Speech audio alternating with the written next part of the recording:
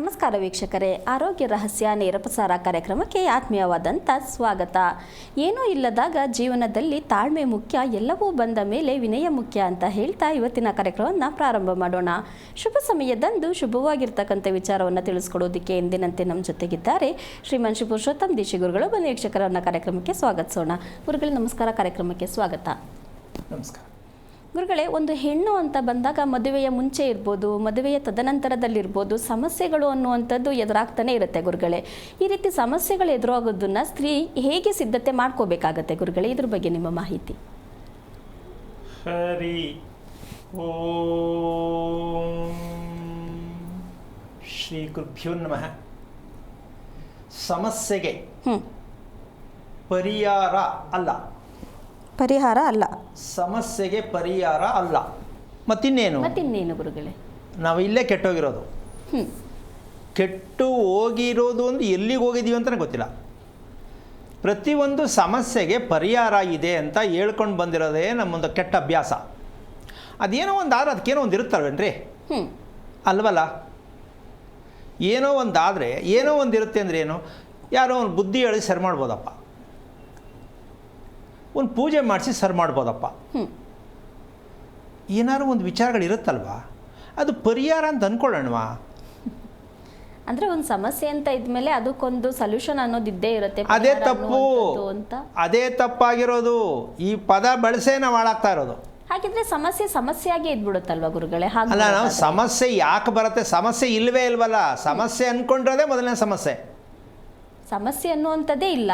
ಸಮಸ್ಯೆ, ಕಷ್ಟ, ದುಃಖ, ನೋವು, ದರಿದ್ರ, ದುಡ್ಡಿಲ್ಲ, ಹುಷಾರಿಲ್ಲ, ನೆಮ್ಮದಿ ಇಲ್ಲ, ಇದೆಲ್ಲ ಸಮಸ್ಯೆ ತಾನೇ? ಹೌದು. ಇದು ಅನ್ಕೊಂಡ್ರದೇ ತಪ್ಪು. ಅದಕ್ಕೆ ಪರಿಹಾರ ಅಂತ ನಾವು ಶಾಸ್ತ್ರ ಕೇಳಕ್ಕೆ ಹೋಗ್ತಿದ್ದೀವಲ್ಲ, ಏನು ಮಾಡೋಣ? ಅದಷ್ಟು ಸಮಸ್ಯೆ ಅಲ್ಲ ಅಂದರೆ ಮತ್ತೇನು ಗುರುಗಳೇ? ಅದಷ್ಟು ಈಗ ದುಡ್ಡಿಲ್ಲ ಅನ್ನೋದಿರ್ಬೋದು, ಏನೋ ಕಷ್ಟ ಬಂತು ಅನ್ನೋದಿರ್ಬೋದು, ಇದು ಸಮಸ್ಯೆ ಅಲ್ಲ ಅಂದರೆ ಮತ್ತೇನು ಹೇಳ್ಬೋದು ಗುರುಗಳೇ ಅದಕ್ಕಾಗಿದ್ರೆ?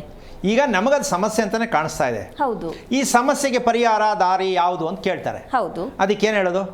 ನೀವು ಈ ಗುಡಿಗೆ ಹೋಗಿ ಈ ಪೂಜೆಯನ್ನು ಮಾಡಿ, ಇಲ್ಲ ಗುರುಗಳೇ, ನೀವು ಈ ಮಂತ್ರವನ್ನು ಹೇಳ್ಕೊಳ್ಳಿ, ಮನೆಯನ್ನು ಬದಲಾವಣೆ ಮಾಡಿ, ಹೊಸ ಮನೆಯನ್ನು ಕಟ್ಟಿ, ಇದೇನಾ ಪರಿಹಾರ? ಇದು ಎಷ್ಟು ದಡ್ಡತನದ ಪರಿಹಾರ ಅಂದರೆ ಒಂದಂತೂ ತಿಳ್ಕೋಬೇಕು. ಈ ಸತ್ಯವಾದ ಮಾತನ್ನು, ಈ ಪದವನ್ನು ಯಾವುದೇ ವಾಹಿನಿ ಅಥವಾ ಯಾರೇ ವಿಚಾರವಂತರು ಇದನ್ನು ಬಳಸ್ತಾರಲ್ಲ, ತಿಳ್ಕೋಬೇಕು. ಪರಿಹಾರ ಅಂತ ಯಾರು ಹೇಳ್ತಾರೆ ಅವರು ನಮ್ಮನ್ನು ತಪ್ಪು ದಾರಿಲಿ ಕರ್ಕೊಂಡು ಹೋಗ್ತಾ ಇದ್ದಾರೆ. ಗಂಡ ಹೆಂಡತಿ ಸರಿ ಇಲ್ವಂತೆ, ಬಿಡ್ರೆ ಏನೋ ಒಂದು ಮಾಡೋಣನೇ ತಪ್ಪಾಗಿರೋದು. ಅಂದರೆ ಅವರೇ ಸರಿ ಮಾಡ್ಕೊಳ್ಳಿ ಅಂತ ಬಿಡಬೇಕು ಅಂತ ಹೇಳಿ ಸಾಧ್ಯನೇ ಇಲ್ಲ. ನಾವು ಮಾಡೋಕ್ಕೂ ಆಗಲ್ಲ, ಅವ್ರು ಮಾಡ್ಕೊಳಕ್ಕೂ ಆಗಲ್ಲ. ಯಾಕೆ? ಕಾರಣ ಏನು? ಮತ್ತು ಸರಿ ಹೋಗೋದು ಹೆಂಗಿದು? ಹೌದು. ಇಲ್ಲಿ ಯಾಕೆ ಇಷ್ಟು ಸಲ ಹೇಳ್ತಾ ಇದ್ದೀನಿ ಅಂದರೆ, ನಾವು ಸಿದ್ಧತೆನೇ ಆಗಿಲ್ಲ, ಯಾವುದಕ್ಕೂ ಸಿದ್ಧತೆನೇ ಆಗಿಲ್ಲ. ಮದುವೆ ಮಾಡ್ಕೊಳಕ್ಕೆ ಸಿದ್ಧತೆ ಇಲ್ಲ, ಮಗು ಮಾಡ್ಕೊಳಕ್ಕೆ ಸಿದ್ಧತೆ ಇಲ್ಲ, ಬದುಕೋದಕ್ಕೆ ಯಾವ ರೀತಿ ಮಾಡ್ಕೋಬೇಕಂತ ಸಿದ್ಧತೆ ಇಲ್ಲ, ನಮ್ಮ ಉಸಿರಾಟದ ಸಿದ್ಧತೆ ಇಲ್ಲ, ನಾವು ಕೂತ್ಕೊಳ್ಳೋದು ಸಿದ್ಧತೆ ಇಲ್ಲ, ನಮ್ಮ ಮಾತಿನಲ್ಲಿ ಸಿದ್ಧತೆ ಇಲ್ಲ. ಅಂದರೆ ಮತ್ತೆ ಹೆಂಗೆ ನೀವು ಪರಿಹಾರ ಕೊಡ್ತೀರಾ? ಅಲ್ಲಿ ಹೊಸ್ದಾಗಿ ಕಲ್ಸಕ್ಕಾಗತ್ತಾ? ಸಾಧ್ಯ ಇಲ್ಲ ಗುರುಗಳೇ. ಮತ್ತು ಪರಿಹಾರ ಅಂದರೆ ಅದನ್ನೇ ಹೇಳಬೇಕು. ತುಂಬ ಚೆನ್ನಾಗಿ ಹೇಳ್ಬಿಡ್ತಾರೆ ನಮ್ಮ ಜನ. ಅಲ್ಲ ರೀ, ಏನೋ ಒಂದು ಅದಕ್ಕೊಂದು ಪರಿಹಾರ ದೇವ್ರು ಕೊಟ್ಟೇ ಇರ್ತಾನಲ್ವಾ? ದೇವ್ರು ಕೊಟ್ಟಿರ್ತಾನಲ್ವಾ ಅಂದರೆ ಯಾವುದನ್ನು ಕೊಟ್ಟಿದ್ದಾನೆ ದೇವರು ಅಂತ ಹೇಳಬೇಕು ಫಸ್ಟು. ದೇವರು ಎಲ್ಲವನ್ನೂ ಕೊಟ್ಟಿದ್ದಾನೆ. ಆದರೆ ನೀವು ತಪ್ಪಾಗಿ ತಿಳ್ಕೊಂಡು ಸಮಸ್ಯೆ ಮಾಡಿಕೊಂಡ್ರೆ ಅದು ದೇವ್ರ ಹೊಣೆನಾ? ಅರ್ಜೆಂಟ್ ಇತ್ತು ಸ್ವಾಮಿ, ಮದುವೆ ಮಾಡ್ಬಿಟ್ಟೆ, ಅರ್ಜೆಂಟ್ ಇತ್ತು ಮಗು ಮಾಡ್ಕೊಂಬಿಟ್ಟೆ, ಅರ್ಜೆಂಟ್ ಇತ್ತು ಊಟ ಮಾಡಿಬಿಟ್ಟೆ, ಹಂಗೆಲ್ಲ ಆಗಲ್ವಲ್ಲ, ಅಲ್ವಾ? ಎಲ್ಲವೂ ಭಗವಂತನೇ, ಒಪ್ಕೊಂಡಿದ್ದೀವಿ, ಒಪ್ಕೋಬೇಕು. ಹಾಗಿದ್ದ ಮೇಲೆ ಭಗವಂತನೇ ಎಲ್ಲವನ್ನು ಕೊಟ್ಟಿರಬೇಕಾದ್ರೆ ಸಮಸ್ಯೆ ನಿಮಗೆ ಯಾಕೆ ಬಂತು? ಇದು ಸೋಮಾರಿತನ ಅಂತ ಹೇಳ್ಕೊಳ್ಳೋಣ, ಬೇಜವಾಬ್ದಾರಿತನ ಅಂದ್ಕೊಳ್ಳೋಣ, ಗೊತ್ತಿಲ್ಲ ಅಂದ್ಕೊಳ್ಳೋಣ, ಇದೊಂಥರ ಮದ ಅಂದ್ಕೊಳ್ಳೋಣ, ಏನು ಹೇಳೋಣ? ದೇವರು ಸಮಸ್ಯೆನ ಕೊಟ್ಟಿಲ್ಲ, ಕೊಡುವುದೂ ಇಲ್ಲ. ಮತ್ತು ಯಾಕೆ ಸಮಸ್ಯೆ ಅಂತ ಅಂದ್ಕೊಂಡು ಜೀವನ ಎಲ್ಲ ಅನುಭವಿಸ್ತೀರಾ? ಆದರೆ ಅರ್ಥ ಮಾಡ್ಕೊಳ್ಳೋವರೆಗೂ ಸ್ವಲ್ಪ ಇವೆಲ್ಲ ಒಂದು ರೀತಿ ವಿಚಾರ ವಕ್ರವಾಗಿದೆಯಲ್ಲ ಇದು ಅಂತ ಅನಿಸ್ಬಹುದೇನೋ. ಪ್ರತಿಯೊಬ್ಬರು ಕೂಡ ಪ್ರತಿದಿನವೂ ನಿಮಗೆ ಕಿವಿ ಮೇಲೆ ಬೀಳ್ತಾ ಇರೋದು ಏನಪ್ಪ ಅಂದರೆ, ನಮ್ಮ ಬದುಕಿನ ಮೌಲ್ಯಗಳನ್ನು ನಾವು ತಿಳ್ಕೊಂಡಿದ್ದೀವ ಅಂತಕ್ಕಂಥದ್ದು ಪ್ರತಿಯೊಬ್ಬರು ಅರ್ಥ ಮಾಡ್ಕೊಳ್ಳಿ. ನಮ್ಮ ಬದುಕಿಗೆ ಬೇಕಾಗಿರುವ ಮೌಲ್ಯಗಳನ್ನು ನಾವು ಬಳಸ್ತಾ ಇದ್ದೀವಾ? ಅದಕ್ಕೆ ಸಿದ್ಧತೆ ಆಗಿದ್ದೀವಾ? ಈ ಸತ್ಯವನ್ನು ನೀವು ತಿಳಿಯೋವರೆಗೂ ಜೀವನದಲ್ಲಿ ಯಾವ ಕಾರಣಕ್ಕೂ ನೆಮ್ಮದಿ, ಆರೋಗ್ಯ, ಅಭಿವೃದ್ಧಿ ಸಾಧ್ಯನೇ ಇಲ್ಲ. ದೇವಸ್ಥಾನಕ್ಕೆ ಹೋದರೆ ಪರಿಹಾರ ಆಗತ್ತೆ, ಶಾಸ್ತ್ರ ಕೇಳಿದ್ರೆ ಪರಿಹಾರ ಆಗತ್ತೆ, ಮದುವೆ ಮಾಡಿಕೊಂಡ್ರೆ ಒಳ್ಳೆಯದಾಗತ್ತೆ, ಮನೆ ಕಟ್ಟಿದ್ರೆ ಹೆಸರು ಬರುತ್ತೆ. ಈ ಥರದ್ದೆಲ್ಲ ತಪ್ಪು ಮಾಹಿತಿಗಳನ್ನ ತೊಗೊಂಡು ಹೋಗ್ತಾ ಇದ್ದೀವಿ. ಇವೆಲ್ಲವೂ ಭಗವಂತ ಕೊಟ್ಟಿರೋದೆ. ಆದರೆ ನಿಮ್ಮ ಸಿದ್ಧತೆ, ಪೂರ್ವ ಸಿದ್ಧತೆ ಏನು? ಅದು ಏನಾಗಬೇಕು ಹೇಳ್ಬಿಡಿ ಅಪ್ಪ ಅಂತ ಅನ್ಕೋತಾ ಇದ್ದಾರಲ್ವಾ, ಅದು ಹೇಳೋಣ. ಈ ರಹಸ್ಯಕ್ಕೆ ಕಾರಣಕರ್ತನಾಗಿರ್ತಕ್ಕಂತಹ ಶ್ರೀಮನ್ನಾರಾಯಣನ ಪಾದ ಕಮಲಗಳಿಗೆ ಕೋಟಿ ಕೋಟಿ ನಮನಗಳನ್ನು ಅರ್ಪಣೆಯನ್ನು ಮಾಡಿ, ಹೆಣ್ಣು ಕಠಿಣತೆಯಲ್ಲಿ ಇರಬೇಕು. ಏನು ಬಂದರೂ ಹೆದರಬಾರ್ದು. ಗಟ್ಟಿತನವಾಗಿ ಹೆಣ್ಣು ಉಳಿಬೇಕು, ಬದುಕಬೇಕು, ಜೀವಿಸ್ಬೇಕು. ಏನು ಹೇಳ್ತೀಮ್ಮ? ಹಾ ಗುರುಗಳೇ, ಖಂಡಿತ. ಸರಿ, ಎಲ್ರಿಗೂ ಆಸೆ ಇಲ್ವಲ್ಲ? ಅದೇ ಪ್ರಶ್ನೆ ಗುರುಗಳೇ. ಗಟ್ಟಿತನ ಬೇಕು ಅಂತೀನಿ, ಏನೇನೋ ಮನ್ಸು ಮಾಡ್ತೀನಿ, ಜಾಸ್ತಿ ಸಮಯ ಇರಲ್ಲ. ಹಾಗಾದ್ರೆ ಹೆಣ್ಣಿನ ಗಟ್ಟಿತನ ಯಾವುದು ಅಂತ ಪ್ರಶ್ನೆಗೆ ಉತ್ತರ ಬೇಕು. ಏನು? ಹೆಣ್ಣಿನ ಗಟ್ಟಿತನಕ್ಕೆ ಉತ್ತರ ಎಂತಹದ್ದೇ ಸಮಸ್ಯೆ ಬಂದಿರಲಿ, ಬರೋದಿರಲಿ, ಗಟ್ಟಿತನವಾಗಿ ನಿಲ್ಲಬೇಕು. ಬೇಕು ಅಂತ ಬೇಡ ಅಂತೀಮ್ಮ? ಖಂಡಿತ ಬೇಕು ಗುರುಗಳೇ. ಚಿಕ್ಕ ಹೆಣ್ಣು ಹುಡುಗಿಯಿಂದನೇ ಕೂಡ ಪ್ರಾರಂಭ ಮಾಡಬೇಕು. ಮದುವೆ ಆದಾಗ ಮೂಗು ಚುಚ್ಕೊಳ್ಳೋಣ, ಮದುವೆ ಆದಾಗ ಶಾಸ್ತ್ರ ಕೇಳೋಣ ಅನ್ಕೊಂಡ್ರೆ ಜಾಸ್ತಿ. ಹೌದು ಗುರುಗಳೇ. ಯಾಕೆ ಮೂಗು ಚುಚ್ಚಿಲ್ಲ ಅಂತ ಕೇಳಿದ್ರೆ ಮದುವೆ ಆಗ ಚುಚ್ಕೊಳ್ಳೋಣ ಅಲ್ವಾ? ಹೌದು. ಸರಿನಾ? ಅದು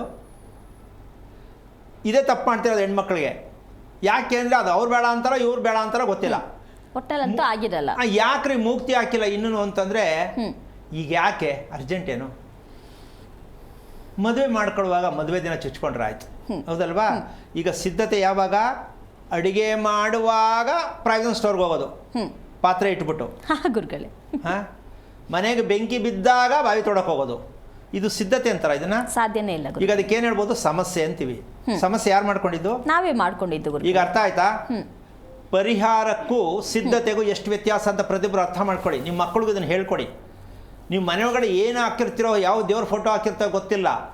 ಮಗುವಿಗೆ ಒಂದು ಗಂಡ ಹೆಂಡತಿ ಮಗು ಬೆಳಗ್ಗೆ ಎದ್ದ ತಕ್ಷಣ ನೋಡಬೇಕು ಮನೇಲಿ. ಏನ? ಫೋಟೋ ನೋಡೋಕ್ಕಿಂತ ಮುಂಚೆ ಸಿದ್ಧರಾಗಿ, ಜೀವನದಲ್ಲಿ ಸಿದ್ಧರಾಗಿ, ಆರೋಗ್ಯಕ್ಕೆ ಸಿದ್ಧರಾಗಿ, ನೆಮ್ಮದಿಗೆ ಸಿದ್ಧರಾಗಿ. ಇದನ್ನು ಹಾಕಿಬಿಟ್ರೆ ಬೆಳಗ್ಗೆ ಎದ್ದ ತಕ್ಷಣ ಚಾರ್ಜಿಂಗ್ ಆಗಿಬಿಡುತ್ತೆ ಮೈಂಡು. ಈ ಮೆದುಳು ಇದನ್ನು ಕೇಳ್ತಾ ಇರ್ತದೆ. ಏನಾರು ಒಂದು ಹೊಸದು ತಣ್ಣಗಿರೋದು ಏನಾರು ಒಂದು ಮಾಹಿತಿ ಕೊಡಪ್ಪ ಅಂತ ಮೆದುಳು ಕೇಳ್ತಾ ಇರ್ತದೆ. ನಾವು ಬೆಳಗ್ಗೆನೆ ಬಿಸಿನೇ ಮಾಡ್ಕೊಂಡ್ಬಿಟ್ಟಿರ್ತೀವಿ. ಎದ್ದೇಳ್ತಿದ್ದಂಗೆ ಶುರು ಗುರುಗಳೇ. ಮೊದಲೇ ಬಿಸಿ ಮಾಡ್ಕೊಂಡ್ಬಿಟ್ಟಿರ್ತೀವಿ. ಅದು ಮೆದುಳು ಅಳ್ಳಾಡೋಗ್ತದೆ. ಅಯ್ಯೋ ನನಗೆ ಯಾಕಪ್ಪ ತಡ್ಕೊಳಕ್ಕಾಗ್ತಾರೆ, ಏನು ಕಪ್ಪ ಕೊಡ್ತೀಯ ನೀನು ಇದನ್ನ ಅಂತ. ನಾವಿನ್ನೂ ಅದನ್ನು ಅರ್ಥ ಮಾಡ್ಕೊಂಡಿಲ್ಲ. ಯಾಕೋ ಬೇಜಾರಾಗ್ತವೆ. ಒಂದು ಸ್ವಲ್ಪ ಕಾಫಿ ಕೊಟ್ಬಿಡು ಅಲ್ವಾ? ಶುರು ಅದಕ್ಕೆ ಇನ್ನೊಂದಷ್ಟು. ಅಂದರೆ ನಾವು ಪೆಟ್ರೋಲ್ ಹಾಕಿದ್ರೆ ಬೆಂಕಿಗೆ ತಪ್ಪು ಅಂತ ಗೊತ್ತು, ಆದರೂ ಪೆಟ್ರೋಲ್ ಹಾಕ್ತಾನೆ ಇರ್ತೀವಿ ಗೊತ್ತಿಲ್ಲದೆ. ಈ ಸತ್ಯವನ್ನು ತಿಳ್ಕೊಳ್ಳೋದಕ್ಕೆ ತುಂಬ ಕಷ್ಟಕರವಾದ ವಿಚಾರ ಅಲ್ಲ. ಸದ್ಯವಕ್ಕೂ ನಮಗಿದು ಸಿಕ್ತಲ್ಲ ಅಂತಕ್ಕಂಥದ್ದು ಹೆಣ್ಣಿನ ಗಟ್ಟಿತನಕ್ಕೆ ಮೂಲ ಕಾರಣ ಯಾವುದು ಅಂತ ಹೇಳಿಬಿಟ್ಟು ಮುಂದಕ್ಕೆ ಹೋಗೋಣ. ಗುರುಗಳೇ. ಒಂದು ಎರಡು ವೀಕ್ನೆಸ್ ಇದೆ ಹೆಣ್ಣಿಗೆ. ಗಟ್ಟಿತನ ಇದೆಯಾ ಇಲ್ವಾ ಅಂತ ಕಂಡಿಡ್ಕೊಳ್ಳೋಕ್ಕೆ ನೀವೇ ತಿಳ್ಕೊಬೇಕು. ಎಲ್ಲೂ ಕೇಳಕ್ಕೆ ಹೋಗ್ಬೇಡಿ. ನಾನು ಗಟ್ಟಿತನವಾಗಿ ನಿಲ್ಲಬೇಕು ಜೀವನದಲ್ಲಿ, ಕುಟುಂಬಕ್ಕಾಗಿ ಅಂತ ಎಲ್ಲರಿಗೂ ಇಷ್ಟ. ಹೌದು. ಆಮೇಲೆ ಮದುವೆ ಆಗೋದಕ್ಕಿಂತ ಮುಂಚೆ ಸ್ಕೂಲ್ಗೆ ಹೋಗುವಂಥ ಮಕ್ಕಳು, ಹೆಣ್ಮಕ್ಳಿಗೂ ಕೂಡ ಕೆಲವರಿಗೆ ಭಯ ಇರುತ್ತೆ, ಹೌದಾ? ಗಟ್ಟಿತನ ಗಂಡು ಮಕ್ಳಿಗೆ ಬೇಡವಾ? ಅವ್ರಿಗೂ ಬೇಕು. ಗಟ್ಟಿತನ ಬೇಕು. ಈ ಗಟ್ಟಿತನ ಇಲ್ಲ ಇದೆ ಅಂತ ಕಂಡುಹಿಡಿಯೋದು ಹೆಂಗೆ? ಅದು ಮುಖ್ಯ ಅಲ್ವಾ? ಇದಕ್ಕೆ ಎರಡು ವಿಚಾರ ಇದೆ. ಒಂದು, ಪದೇ ಪದೇ ಎಲ್ಲ ವಿಚಾರಕ್ಕೂ ಅಳುವು ಬರೋದು. ಇದು ಮೊದಲನೇ ದೊಡ್ಡ ಸಮಸ್ಯೆ. ಏನು ಕೇಳಿದ್ರು ಒಳ್ಳೋದು, ಒಳ್ಳೇದು ಕೇಳಿದ್ರು ಒಳ್ಳದೆ, ಕೆಟ್ಟದ್ದು ಕೇಳಿದ್ರು ಒಳ್ಳದೆ. ಕೆಲವರು ನೋಡ್ತಾರೆ, ಈ ಅಭ್ಯಾಸ ಇದೆಯಲ್ವಾ? ಗುರುಗಳೇ, ಖಂಡಿತ. ಇದು ಗಟ್ಟಿತನವಿಲ್ಲದ ಜೀವನ.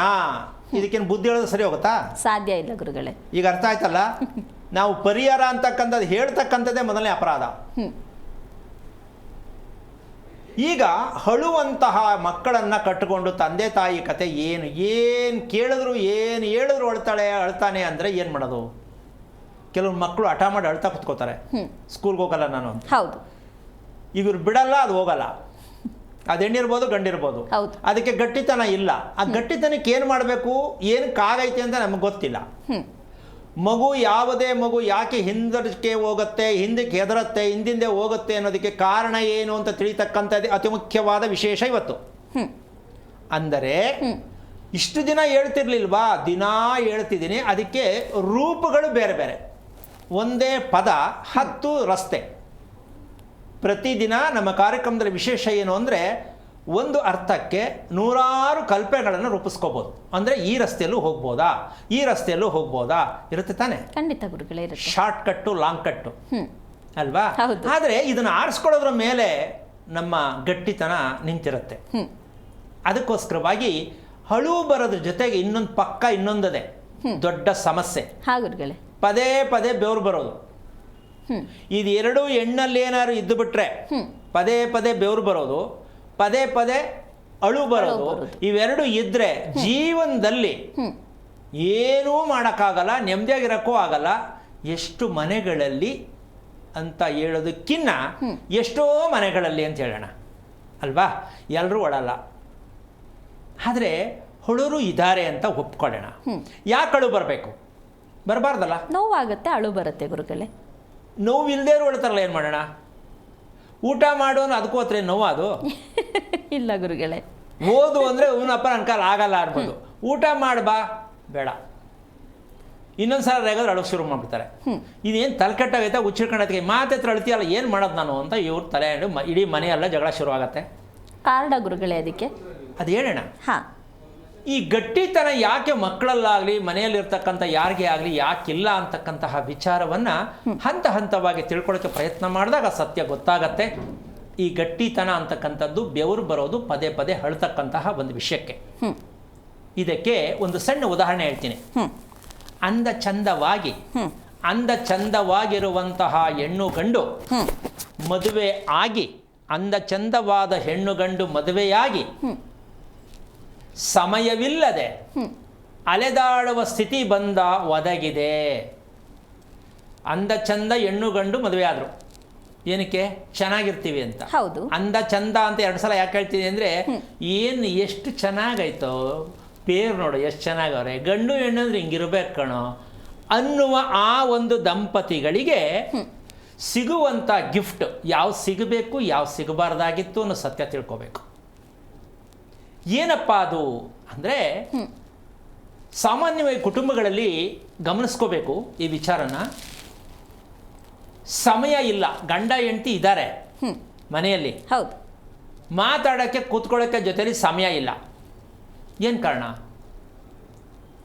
ಹೆಂಡತಿಗೂ ಆಸೆ, ಗಂಡನಿಗೂ ಆಸೆ, ಕೂತ್ಕೋಬೇಕು, ಮಾತಾಡಬೇಕು, ಏನಾರು ಹಂಚ್ಕೋಬೇಕು ಅಂತ. ಹೌದು. ಸಮಯ ಇಲ್ಲ ಅಂತ. ಇಲ್ಲ ಹೆಣ್ಣಿಗೆ ಸಮಯ ಇಲ್ಲ, ಇಲ್ಲ ಗಂಡಿಗೆ ಸಮಯ ಇಲ್ಲ, ಇಲ್ಲ ಇಬ್ಬರಿಗೂ ಸಮಯ ಇಲ್ಲ. ಏನು ಕಾರಣ ಇದು? ಗಡಿಯಾರ ನಿಲ್ಲಿಸ್ಬಿಡೋದಾ? ಅವ್ರ ಸಮಯ ಮಾಡ್ಕೋಬೇಕು ಗುರುಗಳೇ. ಮಾಡಬೇಕು ಅಂತ ಅಂದ ಮೇಲೆ ಅವ್ರು ಮಾಡ್ಕೋಬೇಕು. ಆಗಲ್ಲ, ಒದಗಲ್ಲ. ಯಾಕೆ ಸಮಯ ಯಾಕೆ ಒದಗೋದಿಲ್ಲ? ಅವ್ರಿಗೂ ಆಸೆ 8 ಗಂಟೆ ಕರೆಕ್ಟಾಗಿ ಬಂದ್ಬಿಡ್ತೀನಿ, ಒಂದು ಅರ್ಧ ಗಂಟೆ ಮುಂಚಿತವಾಗಿ, ಆರಾಮಾಗಿ ಇವತ್ತೆಲ್ಲರೂ ಹೋಗೋಣ ಅಥವಾ ಏನೋ ಕೂತ್ ಮಾತಾಡೋಣ, ಏನೋ ಒಂದು ಮಾಡೋಣ, ಏನೋ ಒಂದು ತಿನ್ನೋಣ ಅಂತ ಇರ್ತಾರೆ. ಆಗಲ್ಲ. ಎಷ್ಟೋ ಮನೆಗಳಲ್ಲಿ ಸಮಸ್ಯೆ ಇದೆ. ಏನು ಸ್ವಾಮಿ, ನಾನು ಬಂದಾಗ ಅವಳೇನೋ ಕೋಪದಲ್ಲಿರ್ತಾಳೆ, ಅಥವಾ ಅವಳು ಖುಷಿಯಾಗಿರ್ತಾಳೆ, ನನಗೇನೋ ಬೇಜಾರಾಗಿರ್ತದೆ, ನಾವಿಬ್ರು ಹೆಂಗೋ ಇರ್ತೀವಿ, ಮನೇಲಿ ಏನೋ ಸಮಸ್ಯೆ ಬಂದ್ಬಿಡುತ್ತೆ. ಈ ರಾಮಾಯಣ ಇದೆ ತಾನೆ? ಖಂಡಿತ ಇದೆ ಗುರುಗಳೇ. ಇದಕ್ಕೆ ಕೆಲವರು ವಿರುದ್ಧವಾಗಿರ್ತಾರೆ. ನಮ್ಮ ಮನೇಲಿ ಕೇರೆ ಮಾಡಲ್ಲ, ನಾನು ಹೆಂಗಿರ್ಬೇಕು ಹಂಗೆ ಇರ್ತೀನಿ, ನಾನು ಯಾವ ಕಾರಣಕ್ಕೂ ಟೈಮ್ ಸರಿ ಕರೆಕ್ಟಾಗಿ ನಡ್ಕೋತೀನಿ, ಟೈಮ್ ಸರಿಗೆ ಊಟ ಮಾಡ್ತೀನಿ, ಟೈಮ್ ಸರಿಗೆ ಮಲಗ್ತೀನಿ, ನಾನು ಯಾರ ಬಗ್ಗೆನೂ ತಲೆ ಕೆಡಿಸ್ಕೊಳ್ಳಲ್ಲ. ಈ ಥರದಲ್ಲಿ ಹೆಣ್ಣು ಹೌದು, ಗಂಡು ಹೌದು, ಇಬ್ಬರೂ ಹೌದು. ಹೌದಲ್ಲ? ಯಾಕೆ ಎಲ್ರಿಗೂ ಇದು ಬರ್ತಾ ಇಲ್ಲ? ಯಾಕೆ ಬರಬಾರ್ದು? ಕಾರಣ ಏನು? ಬೇಕು ಅಂತೀಯ, ಬೇಡ ಅಂತೀಯ? ಖಂಡಿತ ಬೇಕು ಗುರುಗಳೇ. ಪ್ರತಿಯೊಬ್ಬರು ಕರೆಕ್ಟ್ ಸಮಯಕ್ಕೆ, ಸರಿಯಾದ ಸಮಯಕ್ಕೆ ಮಕ್ಕಳು ಅಪ್ಪ ಅಮ್ಮ ಹೇಳ್ತಾರೆ. ನಿನ್ಗೆ ಎಷ್ಟು ದಿನ ಹೇಳೋದು? ಬೇಗ ಹೇಳಬೇಕು, ಎದ್ಬಿಟ್ಟು ಸ್ಕೂಲ್ಗೆ ಹೋಗಕ್ಕೆ ಏನು ರೆಡಿ ಮಾಡ್ಕೋಬೇಕು, ಸ್ನಾನ ಮಾಡಬೇಕು, ಎಷ್ಟು ದಿನ ಹೇಳೋದು? ನೀನು ಹಿಂಗೇ ಮಾಡ್ತೀಯಲ್ಲ ಅಂತ ಎಷ್ಟು ಮನೇಲಿ ಹೇಳಲ್ಲ? ಹೌದು. ಮಗು ಮಾಡಲ್ಲ. ಯಾಕೆ ಮಾಡಲ್ಲ? ಗೊತ್ತಿಲ್ಲ ಅಪ್ಪ ಅಮ್ಮನಿಗೆ. ಮಗು ಹೇಳಿದ್ದನ್ನು ಯಾಕೆ ಕರೆಕ್ಟಾಗಿ ಮಾಡ್ಕೊಳ್ಳಲ್ಲ ಟೈಮ್ ಸರಿಗೆ? ಅವ್ರು ಬೇಡ, ನೀವು ದೊಡ್ಡವರೇ ಮಾಡೋಕ್ಕಾಗ್ತಾ ಇಲ್ಲ, ಪರದಾಡ್ತಿರ್ತೀರ. ಇಷ್ಟಕ್ಕೆಲ್ಲ ನಿಗೂಢವಾದ ರಹಸ್ಯ ಯಾವುದು? ಗಂಡ ಹೆಂಡತಿ ಮಾತಾಡೋಕ್ಕೆ ಗಟ್ಟಿತನ ಬೇಕು. ಹೌದು. ಗಂಡ ಹೆಂಡತಿ ಖುಷಿಯಾಗಿ ನಡ್ಕೊಳ್ಳೋಕ್ಕೆ ಗಟ್ಟಿತನ ಬೇಕು. ಮಕ್ಕಳು ಮನೆಯಲ್ಲಿ ಇರ್ತಕ್ಕಂಥ ಕುಟುಂಬಸ್ಥರೆಲ್ಲ ಖುಷಿಯಾಗಿರೋದಕ್ಕೆ ಗಟ್ಟಿತನ ಬೇಕು. ಈ ಗಟ್ಟಿತನದ ಸಮಸ್ಯೆ ಏನು ಅನ್ನುವ ಪ್ರಶ್ನೆಗೆ ಇದು 3ನೇ ಭಾಗದಲ್ಲಿ ಹೇಳ್ತಾ ಇದ್ದೀನಿ. ಇನ್ನೂ ಹೇಳಿಲ್ವಲ್ಲ, ಹೇಳ್ತಾನೆ ಇದ್ದಿರಲ್ಲ ಅಂತ ಅನ್ಕೋಬೇಡಿ. ಈ ಗಟ್ಟಿತನ ಮೂಲ ಕಾರಣ ಯಾವುದು ಅಂತಕ್ಕಂತಹ ಒಂದು ವಿಚಾರಕ್ಕೆ ಹೋದರೆ ನಮಗೆ ಬೇಕಾಗಿರ್ತಕ್ಕಂಥದ್ದು ಹಣ ಇದೆ. ಬೇರೆ ಕಡೆ ಗಮನ ಹೋಗ್ಬಿಟ್ರೆ ನಮಗೆ ಕಷ್ಟ ಆಗತ್ತೆ. ಹಣ ಇದೆ ಆದರೆ ನೆಮ್ಮದಿ ಇಲ್ಲ ಅನ್ನೋದಕ್ಕಿಂತ ಹೆಚ್ಚಾಗಿ ಜೀರ್ಣ ಇಲ್ಲ. ಜೀರ್ಣ ಇಲ್ಲ. ಇದಕ್ಕೊಂದು ಉದಾಹರಣೆ ಕೊಟ್ಬಿಡ್ತೀನಿ. ಗುರುಗಳೇ, ಊಟ ತಿನ್ನುವುದು ಶಕ್ತಿಗಾಗಿ ಅಂತ ಎಲ್ಲರೂ ಹೇಳ್ತಿದ್ದಾರೆ. ಹೌದು ಗುರುಗಳೇ, ನಾನಿಲ್ಲ ಅಂತೀನಲ್ಲ. ಇಲ್ಲ, ಎಲ್ಲರೂ ಹೇಳ್ತಾರೆ ಊಟ ತಿಂದರೆ ಶಕ್ತಿ ಬರುತ್ತೆ. ನಾನಿಲ್ಲ ಅಂತ ಹೇಳ್ತೀನಿ. ಏನು ಹೇಳ್ತೀಯಮ್ಮ ಈಗ? ಹಂಗಾರೆ ಊಟ ತಿಂತಾರೆ ತಪ್ಪ? ಅಲ್ಲ ಗುರುಗಳೇ, ಈಗ ಶಕ್ತಿ ಬರುತ್ತೆ ಅನ್ನೋದು ಊಟದಿಂದ ಅಂತ ಅನ್ನುವಂಥ ವಿಚಾರಕ್ಕೆ, ಈಗ ಊಟ ತಿಂಡಿ ಮಾಡಲಿಲ್ಲ, ಹೊಟ್ಟೆ ಹಸಿತಿದೆ ಅಂದರೆ ಸುಸ್ತಾಗುತ್ತಲ್ವ ಗುರುಗಳೇ? ಅಂದಮೇಲೆ ಅದರಿಂದ ಶಕ್ತಿ ನಿಜ ತಾನೇ? ಹಿಂಗೆ ನಾವು ಟೈಮ್ ವೇಸ್ಟ್ ಮಾಡ್ಕೊಂಡು ಜೀವನ ಎಲ್ಲ ಕಳ್ಕೊಂಡ್ಬಿಡ್ತಾ ಇರೋದು. ಹಿಂಗೆ ನಾವು ಬರೀ ವಾದ ಮಾಡ್ಕೊಂಡೇ ಜೀವನ ಕಳ್ಕೊಂಡ್ಬಿಡ್ತಾ ಇದ್ದೀವಿ. ವಿಷಯ ಎಷ್ಟೇ, ಇಲ್ಲಿ ಇರ್ತಕ್ಕಂತಹ ಒಂದು ವಿಚಾರ ಏನಪ್ಪ ಅಂತಂದರೆ, ಪ್ರತಿಯೊಂದಕ್ಕೂ ಕೂಡ ನಾವು ಹೇಳುವ ಮಾತಿಗೂ ನಮ್ಮ ದೇಹ ಇರ್ತಕ್ಕಂಥ ಸ್ಥಿತಿಗೂ ಸಂಬಂಧನೇ ಇಲ್ಲ. ಇದು ನಮ್ಮ ದೇಶದಲ್ಲಿ ಇರ್ತಕ್ಕಂಥ ಒಂದು ದೊಡ್ಡ ಹುಚ್ಚು. ಇನ್ನೊಮ್ಮೆ ಹೇಳ್ಬಿಡ್ತೀನಿ, ನಾವು ನಡ್ಕೊಳ್ತಾ ಇರೋ ರೀತಿಗೂ ನಮ್ಮ ದೇಹ ಇರ್ತಕ್ಕಂಥ ಸ್ಥಿತಿಗೂ ನಮ್ಮ ಮಾತಿಗೂ ಸಂಬಂಧವಿಲ್ಲದ ಕಾರಣ ಹುಚ್ಚಾಗಿ ಬದುಕುತ್ತಿದ್ದೇವೆ. ಇದು ಸತ್ಯ. ನಮ್ಮ ದೇಹನೇ ಒಂದು ಕಡೆ, ನಾವು ಆಡೋ ಮಾತೇ ಒಂದು ಕಡೆ. ಹೆಂಗೆ ಒಂದಕ್ಕೊಂದು ಸಮತೆ ಇಲ್ಲದೆ ಇರ್ತಕ್ಕಂಥ ಜೀವನ ಹೆಂಗೆ ಬದುಕ್ತೀರಾ ನೀವು? ಇದು ತುಂಬ ಕಠಿಣವಾದ ಸ್ಥಿತಿ. ಅಷ್ಟು ಸುಲಭ ಅಲ್ಲ, ತುಂಬ ಕಠಿಣವಾದ ಸ್ಥಿತಿ. ಪ್ರಪಂಚದ ಇತಿಹಾಸದಲ್ಲಿ ಈ ಸತ್ಯವನ್ನು ತಿಳ್ಕೊಂಡ್ಬಿಟ್ರೆ ಅವರಂಥ ಅದೃಷ್ಟಶಾಲಿಗಳು ಇನ್ಯಾರೂ ಇಲ್ಲ. ಎಷ್ಟೊಂದು ವಿಚಾರದಲ್ಲಿ ಇಷ್ಟೆಲ್ಲ ದೊಡ್ಡ ಸಮೂಹ, ಇಷ್ಟೆಲ್ಲ ಸಮಸ್ಯೆಗಳು ಒಂದೇ ಒಂದು ಪದದಲ್ಲಿ ಎಷ್ಟು ಔಷಧಿ ಇದೆ ಅಂತ ತಿಳ್ಕೊಂಡ್ರೆ ಅದಕ್ಕೆ ಮೀರಿ ಇನ್ಯಾವುದೇ ಔಷಧಿ ಬೇಕು ಪ್ರಪಂಚದಲ್ಲಿ? ಔಷಧಿನ ರೆಡಿ ಮಾಡೋಕ್ಕೆ ಯಾರು ಹುಟ್ಟೇ ಇಲ್ಲ. ಯಾಕೆ ಅಂದರೆ ಅಂತಹ ಘನಗೌರವವಾಗಿರ್ತಕ್ಕಂತಹ ಘೋರ ಅಂತಂದರೆ ತಪ್ಪು ಅಂತಲ್ಲ, ರಹಸ್ಯಕರವಾಗಿರ್ತಕ್ಕಂಥ ಔಷಧಿ ಭಗವಂತ ನಮ್ಮ ದೇಹದಲ್ಲಿ ಕೊಟ್ಟಿದ್ದಾನೆ. ಅದನ್ನು ನಾವು ಗುರುತಿಸ್ಕೊಳ್ಳದೆ ಪರಿಹಾರ ಕೇಳಿಕೊಂಡು ಪರಿಹಾರ ಮಾಡಿಕೊಂಡು ಜೀವನ ಪರ್ಯಂತ ಸಾಯೋದಕ್ಕೆ ಹೊರಟಿದ್ದೀವಿ ಹೊರತು ನೆಮ್ಮದಿಯಾಗಿ ಬದುಕಲಿಕ್ಕಿಲ್ಲ. ಈ ಕೆಟ್ಟ ಅಭ್ಯಾಸ ಯಾವತ್ತೋಗುತ್ತೋ ಗೊತ್ತಿಲ್ಲ. ಎಲ್ಲದಕ್ಕೂ ಪರಿಹಾರ ಇದೆ, ಎಲ್ಲದಕ್ಕೂ ಪರಿಹಾರ ಇದೆ. ಯಾರ ಹತ್ರ ಏನೇ ಕೇಳಬೇಕಾದ್ರೂ ಪರಿಹಾರ ಏನು ಅಂತ ಹೇಳೋ ಅಭ್ಯಾಸ ಹೋಗಬೇಕು ಜನಕ್ಕೆ. ಮತ್ತು ಹೇಳೋರು ಕೂಡ ಪರಿಹಾರ ಅಂತ ಹೇಳ್ತಕ್ಕಂತಹ ಒಂದು ಕೆಟ್ಟ ಪದವನ್ನು ಬಳಸೋದು ನಿಲ್ಲಿಸಬೇಕು. ನಮ್ಮ ಭಾರತ ದೇಶದಲ್ಲಿರ್ತಕ್ಕಂಥ ಎಷ್ಟೋ ಶಾಪ ವಿಮೋಚನೆ ಆಗತ್ತೆ. ಪರಿಹಾರ ಅಪರಾಧ, ಸುಳ್ಳು, ಮೋಸ, ಅನೈತಿಕ, ಇಷ್ಟು ಪದಗಳನ್ನ ಕೊಟ್ಟಿದ್ದೀನಿ. ಯಾಕೆ ಅಂದರೆ ಪರಿಹಾರ ಅಂತಕ್ಕಂಥದ್ದು ಸೋಮಾರಿತನದ ಮಾತೇ ವಿನಃ ನಮ್ಮ ಜೀವನದಲ್ಲಿ ನಾವು ನೆಮ್ಮದಿಯಾಗಿ ಆರೋಗ್ಯವಾಗಿ ಬದುಕ್ತೀವಿ ಅನ್ನೋದಕ್ಕೆ ಅರ್ಥ ಅಲ್ಲ ಅದು. ಅದಕ್ಕೋಸ್ಕರವಾಗಿ ಹಣ ಇದೆ, ಜೀರ್ಣ ಇಲ್ಲ ಅಂತ ಯಾಕೆ ಹೇಳಿದೆ ಅಂದರೆ, ಊಟ ಮಾಡುವುದರಿಂದ ಶಕ್ತಿ ಸಿಕ್ಕಲ್ಲ, ಜೀರ್ಣವಾಗುವುದರಿಂದ ಶಕ್ತಿ ಬರೋದು ಅಂತ ಸತ್ಯ ನಮ್ಮ ಜನಕ್ಕೆ ಯಾಕೆ ಗೊತ್ತಿಲ್ಲ ಅಂತ. ಜೀರ್ಣವಾಗುವುದರಿಂದ ಶಕ್ತಿ ಬರೋದು, ಊಟ ಮಾಡು ಶಕ್ತಿ ಬರ್ತದೆ ಅಂತ ಹೇಳುವಂತ ನಮ್ಮಂತ ಅವರು ನಾವು ಬುದ್ಧಿವಂತರು ಜ್ಞಾನವಂತರು ಅಂತ ಹೇಳ್ಬೋದಾ? ನಮ್ಮ ಬದುಕು, ನಮ್ಮ ಎಜುಕೇಷನ್ ಯಾವ ಪುರುಷಾರ್ಥಕ್ಕೆ ನಾವು ಕನ್ನಡ ಮಾತಾಡ್ತಾ ಇದ್ದೀವಿ. ಊಟ ತಿಂದರೆ ಶಕ್ತಿ ಬರುತ್ತೆ ಅಂತ ಹೇಳುವಂತಹ ನಾವುಗಳು ಊಟ ತಿನ್ನುವ ರೀತಿಯಲ್ಲಿ ಜೀರ್ಣ ಆಗಬೇಕು ಅಂತಕ್ಕಂಥ ಸತ್ಯ ಯಾರ ಬಾಯಲಾರು ಬರ್ತಾ ಇದೆಯಾ? ಇಲ್ಲ ಗುರುಗಳೇ. ಹಾಗಿದ್ದ ಮೇಲೆ ನಿಮ್ಮ ಪರಿಹಾರ ಎಲ್ಲಿದೆ, ನಿಮ್ಗೆ ಎಲ್ಲಿದೆ ಜೀವನದಲ್ಲಿ ಯೋಚನೆ ಮಾಡಿ. ಮನುಷ್ಯನಿಗೆ ಬೇಕಾಗಿರೋದು ಜೀರ್ಣತೆ. ಹಣ, ಆಸ್ತಿ, ಐಶ್ವರ್ಯ ಎಲ್ಲವೂ ಸಿಗೋದೆ ಜೀರ್ಣದಿಂದ. ನಾವು ಊಟ ಮಾಡೋದ್ರಿಂದ ಸಿಗತ್ತೆ. ವಿಟಮಿನ್ ಅದರಲ್ಲಿ ಸಿಗತ್ತೆ, ವಿಟಮಿನ್ ಇದರಲ್ಲಿ ಸಿಗುತ್ತೆ, ಕ್ಯಾಲ್ಸಿಯಂ ಇದರಲ್ಲಿ ಸಿಗತ್ತೆ. ಹಿಂಗೆ ಹೇಳಿ ಅರ್ಧ ನಾಶ ಆಗೋಗ್ತಾ ಇದ್ದೀವಿ. ಅದಕ್ಕೋಸ್ಕರ ಕರೋನಾ ನಮ್ಮನ್ನು ಕೈ ಹಿಡಿದು ಹೇಳ್ತಾ ಇದೆ, ಬನ್ನಿ ಸ್ವಲ್ಪ ನಾನೊಂಚೂರು ಹತ್ರಕ್ಕೆ ಬರ್ತೀನಿ ಅಂತ.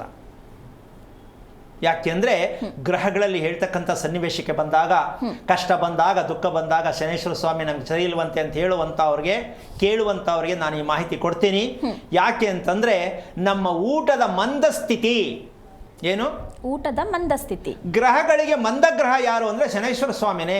ಈಗ ನೀವೇ ಸ್ವಲ್ಪ ಯೋಚನೆ ಮಾಡಿ, ಎಷ್ಟು ಸಾವಿರ ವರ್ಷಗಳಿಂದ ಈ ಮಂದಸ್ಮಿತವಾಗಿರ್ತಕ್ಕಂಥ ಈ ಅಂಟು ಜಾಡ್ಯದ ರೋಗದಿಂದ ಮಂದವಾಗಿರ್ತಕ್ಕಂಥ ಗ್ರಹಗಳಿಗೆ ಹೋಲಿಕೆ ಮಾಡಿ ನಮ್ಮ ದೇಹ ಹಾಳು ಮಾಡ್ಕೊಂಡು ಬದುಕ್ತಾ ಇದ್ದೀವಿ ಅಂದರೆ ಗಂಡ ಹೆಂಡತಿ ನೆಮ್ಮದಿಯಾಗಿ ಎಲ್ಲಿದ್ದೀವಿ, ಖುಷಿಯಾಗಿ ಎಲ್ಲಿದ್ದೀವಿ, ಯಾವ ಕೆಲಸದಲ್ಲಿದ್ದರೆ ಏನು ಪ್ರಯೋಜನ, ಎಂಥ ಮನೆ ಕಟ್ಟಿದ್ರೆ ಏನು ಪ್ರಯೋಜನ ಬೇಕಾಯಿತು? ಇನ್ನು ಮುಂದೆ ಏನು ಹೇಳಬೇಕು? ಮಗುಗೆ ಊಟ ತಿನ್ನಿಸೋರು ಅಪ್ಪ ಅಮ್ಮ ಏನು ಹೇಳಬೇಕು ಅಂದರೆ ಜೀರ್ಣ ಮಾಡೋದು ಹೆಂಗೆ ಅಂತ ತೋರಿಸ್ಕೊಡ್ಬೇಕು, ಜೀರ್ಣ ಮಾಡ್ಕೊಳ್ಳೋದು ಹೆಂಗೆ ಅಂತ ನೀವು ಆಗಬೇಕು, ತಿಳ್ಕೋಬೇಕು. ಮಕ್ಕಳಿಗೆ ಜೀರ್ಣ ಮಾಡ್ಕೊಳ್ಳೋದು, ಊಟ ತಿಂದ ಹೇಗೆ ಜೀರ್ಣ ಆಗಬೇಕು ಅಂತ ಹೇಳ್ಕೊಡ್ಬೇಕು. ಇದು ನಿಜವಾದ ಮೂಲ ಶಿಕ್ಷಣವಾಗಿದೆ.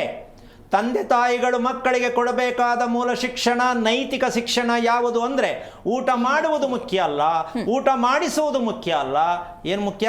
ಜೀರ್ಣಕ್ರಿಯೆ ಮಾಡಿಸಿಕೊಳ್ಳುವುದು. ಜೀರ್ಣದ ವಿಚಾರದಲ್ಲಿ ಮಕ್ಕಳಿಗೆ ತಿಳಿ ಹೇಳುವುದನ್ನು ನೀವು ಯಾವತ್ತು ಕಲಿತೀರೋ ನಿಮ್ಮ ಮಕ್ಕಳಿಗೆ ಆರೋಗ್ಯವಂತರನ್ನಾಗಿ ಮಕ್ಕಳು ಬೆಳೆಸ್ತೀರಾ. ನಿಮಗೆ ಗೊತ್ತಿಲ್ಲ, ಮಕ್ಕಳಿಗೆಲ್ಲ ಹೇಳ್ಕೊಡ್ತೀರಾ? ಇವ್ರಿಗೆ ಗೊತ್ತಿಲ್ಲ, ಅಪ್ಪ ಅಮ್ಮನಿಗೆ ಗೊತ್ತಿಲ್ಲ. ಜೀರ್ಣಕ್ಕೋಸ್ಕರ ಜೀರ್ಣಾಂಗ ಚೆನ್ನಾಗಿರಬೇಕು ಅಂತ ಯಾರೋ ಹೇಳ್ದಾಗ ಕೇಳ್ತಾರೆ. ನಿಮ್ಮದು ಸರಿ ಇಲ್ಲ, ಜೀರ್ಣಾಂಗ ಚೆನ್ನಾಗಿಲ್ಲ, ಸ್ವಲ್ಪ ಕಷ್ಟ ಇದೆ, ಸ್ವಲ್ಪ ಒಂಚೂರು ವಾಕ್ ಮಾಡಿ ಅಂತಾರಲ್ಲ, ಆವಾಗ ಗೊತ್ತಾಗೋದು. ಆವತ್ತಿಗಷ್ಟೇ, ಮಾಡಕ್ಕೆ ಚೇಂಜ್ ಆಗಲ್ಲ. ಹೌದು. ಅಂದರೆ ಜ್ವರ ಬಂದಾಗ ನಮ್ಗೆ ಹೇಳ್ತಕ್ಕಂಥ ಸಲಹೆ ಏನು? ಹಾಲು, ತಿಳು ಗಂಜಿ ಅಂತ ಹೇಳ್ತಾರೆ. ಹೌದು. ಅಷ್ಟೂ ನಮ್ಗಿನ್ನೂ ಅರ್ಥ ಆಗಿಲ್ವಲ್ಲ. ಜ್ವರ ಬಂದಾಗ ಮಾತ್ರ ಅದು ಅಂತ ನಾವು ತಿಳ್ಕೊಂಡಿರೋದು. ಹೌದು. ಇದೇನು ಅಂತ ದಡ್ಡತನ ಅಂತಾರ, ಒಂದು ಜಾಣತನ ಅಂತಾನ ಇದು? ಹಾಂ, ಅಲ್ಲ, ಇವೆರಡೂ ಅಲ್ಲ. ಹುದ್ದಟ್ಟತನ. ಏನಾಗ್ಬಿಡುತ್ತೆ? ತಿಂತೀನಿ, ಏನಾಗುತ್ತೆ ಈಗ? ತಿಂದರೆ ಏನಾಗ್ಬಿಡ್ತು? ಅವ್ನು ತಿಂತಾ ಇಲ್ವಾ, ಅವ್ರು ತಿಂತಾ ಇಲ್ವಾ, ಎದುರುಗಡೆಯವ್ರ ಮನೆ ಕಟ್ಟಲಿಲ್ವಾ, ಹಿಂಗೆ ಬೇರೆಯವ್ರು ನೋಡ್ಕೊಂಡೇ ಬದುಕಿ ಸಿಕ್ಕಾಕೋತಾ ಇದ್ದೀವಿ ನಾವು. ಖಂಡಿತ ಗುರುಗಳೇ. ಈ ರೀತಿಯಾಗಿರ್ತಕ್ಕಂತಹ ಒಂದು ಜೀರ್ಣತೆ, ಈ ಸತ್ಯವನ್ನು ಅರ್ಥ ಮಾಡ್ಕೊಳ್ಬೇಕಾದ್ರೆ ಇದರ ಬ್ಯಾಂಕ್ ಎಲ್ಲಿದೆ, ಜೀರ್ಣದ ಬ್ಯಾಂಕ್ ಎಲ್ಲಿದೆ ನಮ್ಮ ದೇಹದಲ್ಲಿ? ಎಷ್ಟು ಜನಕ್ಕೆ ಗೊತ್ತಿಲ್ಲ ಅಂತೇನೆಲ್ಲ ಗೊತ್ತು, ಅದನ್ನು ಸರಿಯಾಗಿ ಹೇಳಕ್ಕೆ ಬರಲ್ಲ ಅಷ್ಟೆ. ನಮ್ಮ ದೇಹದಲ್ಲಿ ಇರ್ತಕ್ಕಂತಹ ಜಠರ, ಆರೋಗ್ಯದ ಮೂಲ ಫೌಂಡೇಶನ್ ಮಾಸ್ಟರ್, ಹೆಲ್ತ್ ಮಿನಿಸ್ಟರ್, ನಮ್ಮ ದೇಹದ ಹೆಲ್ತ್ ಮಿನಿಸ್ಟರ್ ಯಾರು? ಜಠರ. ಮಕ್ಕಳಿಗೆ ಕೂತ್ಕೊಂಡು ಅಪ್ಪ ಅಮ್ಮ ಹೇಳ್ಕೋಬೇಕು, ನಮ್ಮ ದೇಹದಲ್ಲಿ ಏನೋ ಒಂದು ಐತೆ, ತಿನ್ಬಿಡ್ತೀವಿ, ಒಳಗಡೆ ಕರಗ್ತದೆ, ಹೊಟ್ಟೆ ಕೆಲಸ ಏನೋ ಕರಗಿಸ್ಕೊಳ್ಳುತ್ತೆ ಅಂತ ಅಂದ್ಕೊಳ್ಳೋ ನಾವು, ಹೊಟ್ಟೆ ಕರಗಿಸುತ್ತಂತೆ. ಹೆಂಗೆ ಕರಗಿಸುತ್ತೆ? ಹಾಂ, ಎಲ್ಲ ಅನ್ಕೊಳ್ಳೋದೇ ಹಾಗೆ ಗುರುಗಳೇ, ತಿನ್ಮೇಲೆ ಅದು ಕರಗುತ್ತೆ ಅನ್ನೋ ಥರ. ಯಾರು ಕರಗಿಸೋರು? ಯಾರು ರುಬ್ಬೋರೋದನ್ನ ಒಳಗಡೆ? ಮಿಕ್ಸಿ ಐತಾ, ಗ್ರೈಂಡರ್ ಐತಾ? ಇಷ್ಟೊಂದು ನಮಗೂ ಸಾಮಾನ್ಯ ಪ್ರಜ್ಞೆ ಬೇಡವಾ ನಮ್ಗಳಿಗೆ? ಅರೆ, ಊಟ ತಿನ್ನೋದು ಗೊತ್ತ್ರಿ, ನಿಮ್ಗೆ ಇಷ್ಟವಾದ ತಿಂತೀರಾ, ಅದು ಕೇಳೋದು ಕೊಡಲ್ಲ ನೀವು. ನಿಮ್ಗೆ ಇಷ್ಟವಾದ ತಿಂತೀರಾ, ಅದು ಕರಗೋದು ಹೇಗೆ? ತಿನ್ನಿ, ಇಷ್ಟವಾದದ್ದು ತಿನ್ನಿ. ಕರಗಿಸೋದೇನು? ಮಕ್ಕಳಿಗೆ ಹೇಳ್ಕೊಟ್ಟಿದ್ದೀರಾ? ಇಲ್ಲ. ಹೋಮ್ವರ್ಕ್ ಆಯ್ತಾ ಅಂತ ಕೇಳ್ತೀರಿ, ಹೊಟ್ಟೆಯಲ್ಲಿ ಆ ತಿಂದಂಥ ಊಟ ಕರಗ್ತಾ ಅಂತ ಯಾರು ಕೇಳ್ತಾರಾ? ಸಾಧ್ಯನೇ ಇಲ್ಲ ಗುರುಗಳೇ. ಹೋಮ್ವರ್ಕ್ ಆಯ್ತಾ? ಅದು ಮುಖ್ಯ. ನಾಳೆ ಸ್ಕೂಲ್ಗೆ ಹೋಮ್ವರ್ಕ್ ಕೊಡ್ಬೇಕಾ ಮಗು? ಜೀರ್ಣ ಆದ್ರೆಷ್ಟು, ಆಗದೇ ಇದ್ರೆಷ್ಟು? ಅಂದಮೇಲೆ ನಿಮಗೆ ತಂದೆ ತಾಯಿಗಳಿಗೆ ಮಕ್ಕಳ ಜವಾಬ್ದಾರಿ ಇದೆ ಅಂತನಾ? ನಾವು ನಿಜವಾದ ದಾರಿಲಿ ಮಕ್ಕಳನ್ನ ಕರ್ಕೊಂಡು ಹೋಗ್ತಾ ಇದ್ದೀವಿ ಅಂತನಾ? ಇಂಥ ಕರ್ಮಕ್ಕೆ ಮಕ್ಕಳನ್ನ ಪಡ್ಕೊಂಡಿದ್ದೀವಿ ಅಂತನಾ? ಈ ಕರ್ಮದಲ್ಲೇ ನಾವು ಅನುಭವಿಸ್ತಾ ಇದ್ದೀವಿ ಅಂತನಾ? ಯಾವತ್ತೂ ಗೊತ್ತಿರಾ? ಯಾಕೆ ಅಂದರೆ ಈ ಕಾಯಿಲೆಗಳು ಒಂದಲ್ಲ ಒಂದು ಎಷ್ಟರಾಮ, ಚಿಕನ್ ಗುನ್ಯಾ ಬಂತು, ಡೆಂಗ್ಯೂ ಬಂತು, ಕರೋನಾ ಬಂತು, ಇನ್ನೂ ಬರ್ತಾನೆ ಇರುತ್ತೆ. ಹೆಸರು ಕಟ್ಟಕ್ಕೆ ರೆಡಿ ಮಾಡ್ಕೋತಾರೆ. ನಾಮಕರಣ ಮಾಡೋದು ತುಂಬ ಚೆನ್ನಾಗಿ ನಾಮಕರಣ ಮಾಡ್ತಾರೆ ನಮ್ಮ ದೇಶದಲ್ಲಿ. ಕಾಯಿಲೆಗಳಿಗೆ ನಾಮಕರಣ ಮಾಡೋದ್ರಲ್ಲಿ ಭಾರತ ದೇಶ ನಂಬರ್ 1. ಕಾಯಿಲೆಗೆ ನಾಮಕರಣ ಮಾಡೋದು. ಕರೋನಾ ನಾಮಕರಣ ಯಾರು ಮಾಡಿದ್ದು ಹೇಳೋಣ ಸಮಯ ಬಂದಾಗ. ಕರೋನಾ ನಾಮಕರಣ ಎಷ್ಟು ಅದ್ಭುತವಾಗಿದೆ ಹೆಸರು ರೀ. ಮನುಷ್ಯರು ಕೊಡ್ತಾರೋ ಇಲ್ಲೋ ಗೊತ್ತಿಲ್ಲ ಇಂಥ ಹೆಸರನ್ನ. ಯಾಕೆ ಪದೇ ಹೇಳ್ತಾ ಇದ್ದೀನಿ ಅಂದರೆ, ಹೆದರಬೇಡಿ ಯಾರು. ಕರೋನಾರ ಅವ್ರ ಅಪ್ಪ ಬರಲಿ. ಯಾಕೆ ಆಡೋ ಭಾಷೆಯಲ್ಲಿ ಹೇಳ್ತಾ ಇದ್ದೀನಿ, ಕಾಯಿಲೆಗಳಿಗೆ ಹೆದರುವ ಭ್ರಮೆಯೇ ಇಲ್ಲ ನಮ್ಮ ಹತ್ರ. ನಾವು ಕಾಯಿಲೆಯನ್ನು ಹೆದರಿಸ್ತೀವಿ, ನಮ್ಮನ್ನು ಕಾಯಿಲೆ ಹೆದರಿಸಬಾರ್ದು. ಈ ಸತ್ಯವನ್ನು ಪ್ರತಿ ಕುಟುಂಬದಲ್ಲೂ ಬೆಳಗ್ಗೆ ಹೊತ್ತು, ಸಾಯಂಕಾಲದ ಹೊತ್ತು ಅರ್ಧ ಗಂಟೆ ನಿಮ್ಮ ಮಕ್ಕಳ ಹತ್ರ ಕುತ್ಕೊಂಡು ಮಾತಾಡೋದು ಕಲ್ತ್ಕೊಳ್ಳಿ. ಕಾಯಿಲೆಯನ್ನು ಹೆದರಿಸುವ ವಿಧಾನ ಯಾವುದು ಬೇಕು ಅಂತ ಬೇಡ ಅಂತಿಮ್ಮ? ಖಂಡಿತವಾಗ್ಲೂ ಬೇಕು. ಕಷ್ಟ ಸುಖ ಮಾತಾಡಬೇಡಿ. ಮಗು ಪರೀಕ್ಷೆಯಲ್ಲಿ ಎಷ್ಟು ಮಾರ್ಕ್ಸ್ ತೆಗಿಬೇಕು ಅಂತ ಹೇಳಬೇಡಿ. ಮಕ್ಕಳಿಗೆ ಆಗ್ತಕ್ಕಂತಹ ಒಂದು ದೊಡ್ಡ ದುರಂತ ಯಾವುದು? ಮಕ್ಕಳು ನಿಮ್ಮ ಮಾತು ಮೀರಿ ಹೋಗ್ತಾ ಇದ್ದಾರೆ. ನಿಮ್ಮ ಮಕ್ಕಳು ಅನಾರೋಗ್ಯದಲ್ಲಿ ತುಂಬ ಬೆರಳುತ್ತಾ ಇದ್ದಾರೆ. ನೀವು ಅದನ್ನು ನೋಡಿ ನಿಮಗೂ BP ಶುಗರ್ ಬಂದಿದೆ. ಇದಕ್ಕೆಲ್ಲ ಕಾರಣ ಏನು? ನಮ್ಮ ಜೀರ್ಣಕ್ರಿಯೆ ಶುದ್ಧವಿಲ್ಲದ ಕಾರಣ. ಇನ್ನೊಮ್ಮೆ ಹೇಳ್ತೀನಿ, ಜೀರ್ಣಕ್ರಿಯೆ ಶುದ್ಧವಿಲ್ಲದ ಕಾರಣ. ಏನಪ್ಪ ಮಾಡೋದು? ಎಲ್ರಿಗೂ ಆಸೆ ಸ್ವಾಮಿ, ಜೀರ್ಣ ಆಗಿಲ್ವಲ್ಲ ಏನು ಮಾಡೋದು, ಆಗ್ತಾ ಇಲ್ವಲ್ಲ ಏನು ಮಾಡೋದು? ಇದು ನೆಕ್ಸ್ಟ್ ಸ್ಟೆಪ್ ಕೇಳ್ತೀನಿ. ಯಾಕೆ ಅಂತಂದರೆ ಈಗ ನೀವು ಯಾವುದರಿಂದ ಮೂಲ ಬರುತ್ತೆ ಅಂತ ತಿಳ್ಕೊಳ್ಳೋದಕ್ಕೆ ಇನ್ನೊಂದು ಬಲವಾದ ಒಂದು ಕಾರಣ ಇದೆ. ಈ ಜೀರ್ಣಾಂಗಕ್ಕೆ, ಜೀರ್ಣ ಅಂಗಕ್ಕೆ, ಆ ಜೀರ್ಣ ಮಾಡ್ತಕ್ಕಂಥ ಅಂಗಕ್ಕೆ ಏನು ವೀಕ್ ಆಗಿರೋದು, ಏನು ಸೋತ್ಕೊಂಡಿರೋದು, ಯಾವ್ದು ಸೌದೋಗಿರೋದು, ಹೌದಲ್ಲ, ಬೇಕಲ್ಲ. ಅದು ರಿಪೇರಿ ಹೆಂಗೆ ಮಾಡೋದು? ರಿಪೇರಿ ಮಾಡೋಕ್ಕಾಗಲ್ಲ. ಯಾಕಾಗಲ್ಲ ಅಂತಕ್ಕಂಥ ವಿಷಯಕ್ಕೆ ಬಂದರೆ, ನಾವು ಹೇಳ್ಕೊಂಡೇ ಬದುಕ್ಬಿಟ್ಟಿದ್ದೀವಿ. ಯಾಕೋ ನನಗೆ ಮೊದಲಿಂದ ಹಂಗೇನೆ, ಊಟ ತಿಂದ್ರೆ ಆಗೋದೇ ಇಲ್ಲ. ಎಷ್ಟು ಜನ ಹೇಳ್ತಾರೆ, ಹಂಗೆ ಹೇಳ್ಕೊಂಡು ಹೋಗ್ತಾರೆ. ಹೌದು ಗುರು. ರಿಪೇರಿ ತಿಳ್ಕೊಂಡೋದೇನು, ಅದಕ್ಕೆಲ್ಲೋ ಔಷಧಿ ಕೊಡ್ತಾರೆ ಅಂತ ಅಪ್ರಾಣೆ ಸಿಕ್ಕಲ್ಲ. ಜೀವನ ಪರ್ಯಂತ ನಾವು ಇನ್ನೊಬ್ಬರ ಮೇಲೆ ಅವಲಂಬಿಸ್ಕೊಂಡು ಬದುಕ್ತಾ ಇದ್ದೀವಲ್ಲ, ಇದೇ ಒಂದು ದೊಡ್ಡ ಹೇಡಿತನ. ಎಲ್ಲದಕ್ಕೂ ಇನ್ನೊಬ್ಬರ ಹತ್ರ ಹೋಗಿ ಕೇಳೋದು. ಇನ್ನೊಬ್ಬರ ಹತ್ರ ಕೇಳಬೇಕು ಅಂದರೆ ಯಾವುದನ್ನು ಕೇಳಬೇಕು ಅಂತ ತಿಳ್ಕೊಂಡು ಕೇಳಿ. ನಮ್ಮ ಸಮಸ್ಯೆ ಅಂತ ಕೇಳಬೇಡಿ, ನಮ್ಮ ಬದುಕಿನ ಮೌಲ್ಯಗಳು ಯಾವುದು ಅಂತ ಕೇಳಿ. ನಾವು ಆರೋಗ್ಯವಾಗಿರ್ಬೇಕಾದ್ರೆ ಏನು ತಿಳ್ಕೋಬೇಕು ಅಂತ ಕೇಳಿ. ನಾವು ಇದಕ್ಕೆ ಏನು ಮಾಡಬೇಕು ಅಂತ ಕೇಳ್ತಕ್ಕಂತಹ ವಿಚಾರಕ್ಕಿನ್ನ ನೀವು ಜ್ಞಾನವಂತರಾದಾಗ ಈ ಸತ್ಯ ಹೊರಗೆ ಬರುತ್ತೆ. ಅವ್ರು ಹೇಳಿದ್ದನ್ನೆಲ್ಲ ಕೇಳ್ತಕ್ಕಂತಹ ವಿಚಾರ ಸ್ವಲ್ಪ ಪಕ್ಕಕ್ಕೆ ಹಾಕಬೇಕು ಅಂತಕ್ಕಂಥದ್ದು ನಮ್ಮ ಈ ಕಾರ್ಯಕ್ರಮದ ಮೂಲ ಉದ್ದೇಶ ಆಗಿದೆ. ಅದಕ್ಕೋಸ್ಕರವಾಗಿ ನಾವು ಇಲ್ಲಿ ಯಾಕೆ ಹೆಣ್ಣು ಪದೇ ಪದೇ ಅಳು ಬರುತ್ತೆ ಅಂತಕ್ಕಂಥದ್ದಕ್ಕೆ ಮೂಲ ಕಾರಣ ನಿದ್ರಾಭಂಗ. ಏನು? ನಿದ್ರಾಭಂಗ. ಸರಿಯಾಗಿ ನಿದ್ದೆ ಮಾಡದೇ ಇರತಕ್ಕಂಥ ಮಕ್ಕಳಲ್ಲಿ ಪದೇ ಪದೇ ಅಳ್ತಿರ್ತಾರೆ. ಪದೇ ಪದೇ ಹೆಣ್ಣು ಕೂಡ ಅಳ್ತಾಳೆ. ಪದೇ ಪದೇ ಗಂಡು ಕೂಡ ಹೆಣ್ಣಿಗೆ ಹೆದರ್ಕೋತಾನೆ. ಯಾರು? ಗಂಡು. ಸರಿಯಾಗಿ ನಿದ್ದೆ ಮಾಡದೇ ಇರುವ ಗಂಡು ಹೆಣ್ಣಿಗೆ ಹೆದರುತ್ತಾನೆ.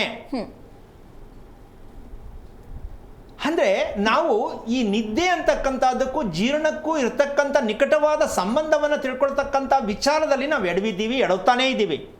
ಮುಂದಕ್ಕೂ ಕೂಡ ರಿಪೇರಿ ಆಗಲ್ಲ ನಾವು. ಯಾಕೆ ಅಂದರೆ ನಾವು ಏನಿದ್ರು ಅವಲಂಬಿಸ್ಕೊಂಡಿರೋದೇ ಮೆಡಿಷನಿಂದ. ಹೌದು. ನಮಗೇನಿದ್ರು ಮೆಡಿಷನ್ ಬೇಕು. ಅದು ಹಾಕ್ಕೊಂಬಿಟ್ರೆ ಒಂಚೂರು ಒಂದು ಮಾತ್ರೆ ನುಂಗುಬಿಟ್ರೆ ಚೆನ್ನಾಗಿದೆ. ಮಗುಗೆ ಒಂದು ರೀತಿ ಸಿರಪ್ ತಂದು ಒಂದು ಸ್ವಲ್ಪ ಬಾಯಲ್ಲಿ ಹಾಕ್ಬಿಟ್ರೆ ಮಗು ಸರಿ ಹೋಯ್ತು, ನೆಮ್ಮದಿ ಅವ್ರಿಗೆ. ಹೌದು. ಅದಕ್ಕೆ ಯಾರ ಮನೇಲಿ ಇಲ್ಲಪ್ಪ ಔಷಧ ಇಟ್ಕೊಳ್ಳಿ, ಬೇಡ ಅಂತಿಲ್ಲ. ಆದರೆ ಮನೆಯನ್ನು ಕಟ್ಟೋದು ಏನಕ್ಕೆ ಅಂದರೆ ಮೆಡಿಷನ್ ಬಾಕ್ಸ್ ಇಟ್ಕೊಳ್ಳೋಕ್ಕೆ ಮತ್ತು ಗಾಡಿ ನಿಲ್ಸೋಕ್ಕೆ. ನಾವು ಕಟ್ಟುತ್ತಿರುವ ಮನೆ ಯಾವುದಕ್ಕೆ? ಗಾಡಿ ನಿಲ್ಸೋ ಪಾರ್ಕಿಂಗು, ಮೆಡಿಷನ್ ಇಟ್ಕೊಳ್ಳೋಕೆ ಒಂದು ಕಬೋರ್ಡ್. ಇದಕ್ಕೆ ನಾವು ಮನೆ ಕಟ್ಟಿಸ್ತಿರೋದು. ನಾವು ನೆಮ್ಮದಿಯಾಗಿರೋಕ್ಕೆ ಮನೆ ಕಟ್ಟಿಸ್ತಾ ಇಲ್ಲ. ಹಾಗಾದರೆ ನೆಮ್ಮದಿಯಾಗಿರಬೇಕಾದ್ರೆ ಯಾವ ರೀತಿ ಮನೆ ಕಟ್ಟಬೇಕಿತ್ತು ಅಂತಕ್ಕಂಥ ಒಂದು ಲೆಕ್ಕಾಚಾರಕ್ಕೆ ಹೆಣ್ಣು ಮೊದಲು ಸಿದ್ಧತೆ ಆಗಬೇಕು. ಮನೆ ಯಾವ ರೀತಿ ಕಟ್ಟಬೇಕು, ಯಾವ ಸೈಡ್ ತಗೋಬೇಕು ಅಂತ ಎಲ್ಲರಿಗೂ ಕೋರಿಕೆ ಇದೆಯಲ್ವಾ? ಅದಕ್ಕೆ ಮೂಲ ಕಾರಣ ಹೆಣ್ಣು ಏನು ಮಾಡಬೇಕು ಅಂದರೆ, ನಿಜವಾಗ್ಲೂ ಕೂಡ ಇದು ಎಷ್ಟೋ ಜನಕ್ಕೆ ಬೇಜಾರಾದರೂ ಪರವಾಗಿಲ್ಲ, ಕೋಪ ಬಂದರೂ ಪರವಾಗಿಲ್ಲ, ಭೂಮಿ ಗುಂಡಾಗಿದೆ. ಹೌದು, ಭೂಮಿ ಗುಂಡಾಗಿದೆ, ಗೊತ್ತಿದೆ. ಅದೇ ರೀತಿ ಭೂಮಿ ಗುಂಡಾಗಿರ್ಬೇಕಾದ್ರೆ ಭೂಮಿ ತಾಯಿ ಹೆಣ್ಣು, ಗೊತ್ತಿದೆ. ಹೌದು. ಹಾಗಿರ್ಬೇಕಾದ್ರೆ ಹೆಣ್ಣು ಕೂಡ ಆ ಗುಂಡಾಗಿರೋ ಒಂದು ಕುಂಕುಮವನ್ನು ಹಣೆಯಲ್ಲಿ ಧರಿಸಿದಾಗ ಈ ಭೂಮಿಗೂ ಹೆಣ್ಣಿಗೂ ನಿಕಟವಾದ ಸಂಬಂಧ ಬಂದಾಗ ಜೀರ್ಣಕ್ರಿಯೆ ಸ್ಟಾರ್ಟ್. ಭೂಮಿ ಗುಂಡಾಗಿದೆ, ಗೊತ್ತು. ಹೌದು. ಗುಂಡಾಗಿರೋ ಭೂಮಿ ಹೆಣ್ಣು, ಗೊತ್ತು. ಅದೇ ರೀತಿ ಹೆಣ್ಣು ಮಕ್ಕಳು ಗುಂಡಾಗಿರೋ ಕುಂಕುಮ ಇಟ್ಕೊಂಡಿದ್ರೆ ಪ್ರತಿದಿನ ಅದನ್ನು ಪಾಲನೆ ಮಾಡೋದೇ ಆದರೆ ಆ ಜೀರ್ಣಾಂಗ ಎಷ್ಟರ ಮಟ್ಟಕ್ಕೆ ಚಾರ್ಜಿಂಗ್ ಆಗತ್ತೆ ಅಂತ ಎಷ್ಟೋ ಜನಕ್ಕೆ ಆಶ್ಚರ್ಯ ಆಗ್ತಾ ಇರಬಹುದು. ಹೆಣ್ಣು ಕುಂಕುಮ ಇಡುವುದಕ್ಕೂ ಜೀರ್ಣಾಂಗ ವ್ಯವಸ್ಥೆ ಸರಿ ಹೋಗೋದಕ್ಕೂ ನಿಕಟವಾದ ಸಂಬಂಧವನ್ನು 100ಕ್ಕೆ 100 ಪಟ್ಟು ಚಾಲೆಂಜ್ ಮಾಡಿ ನಾನು ತೋರಿಸ್ಕೊಡ್ತೀನಿ. ಕುಂಕುಮ ಇಡೋದ್ರಿಂದ ಜೀರ್ಣಾಂಗ ಚೆನ್ನಾಗಾಗತ್ತಾ? 100 ಅಲ್ಲ, 1000 ಪಟ್ಟು ಆಗತ್ತೆ.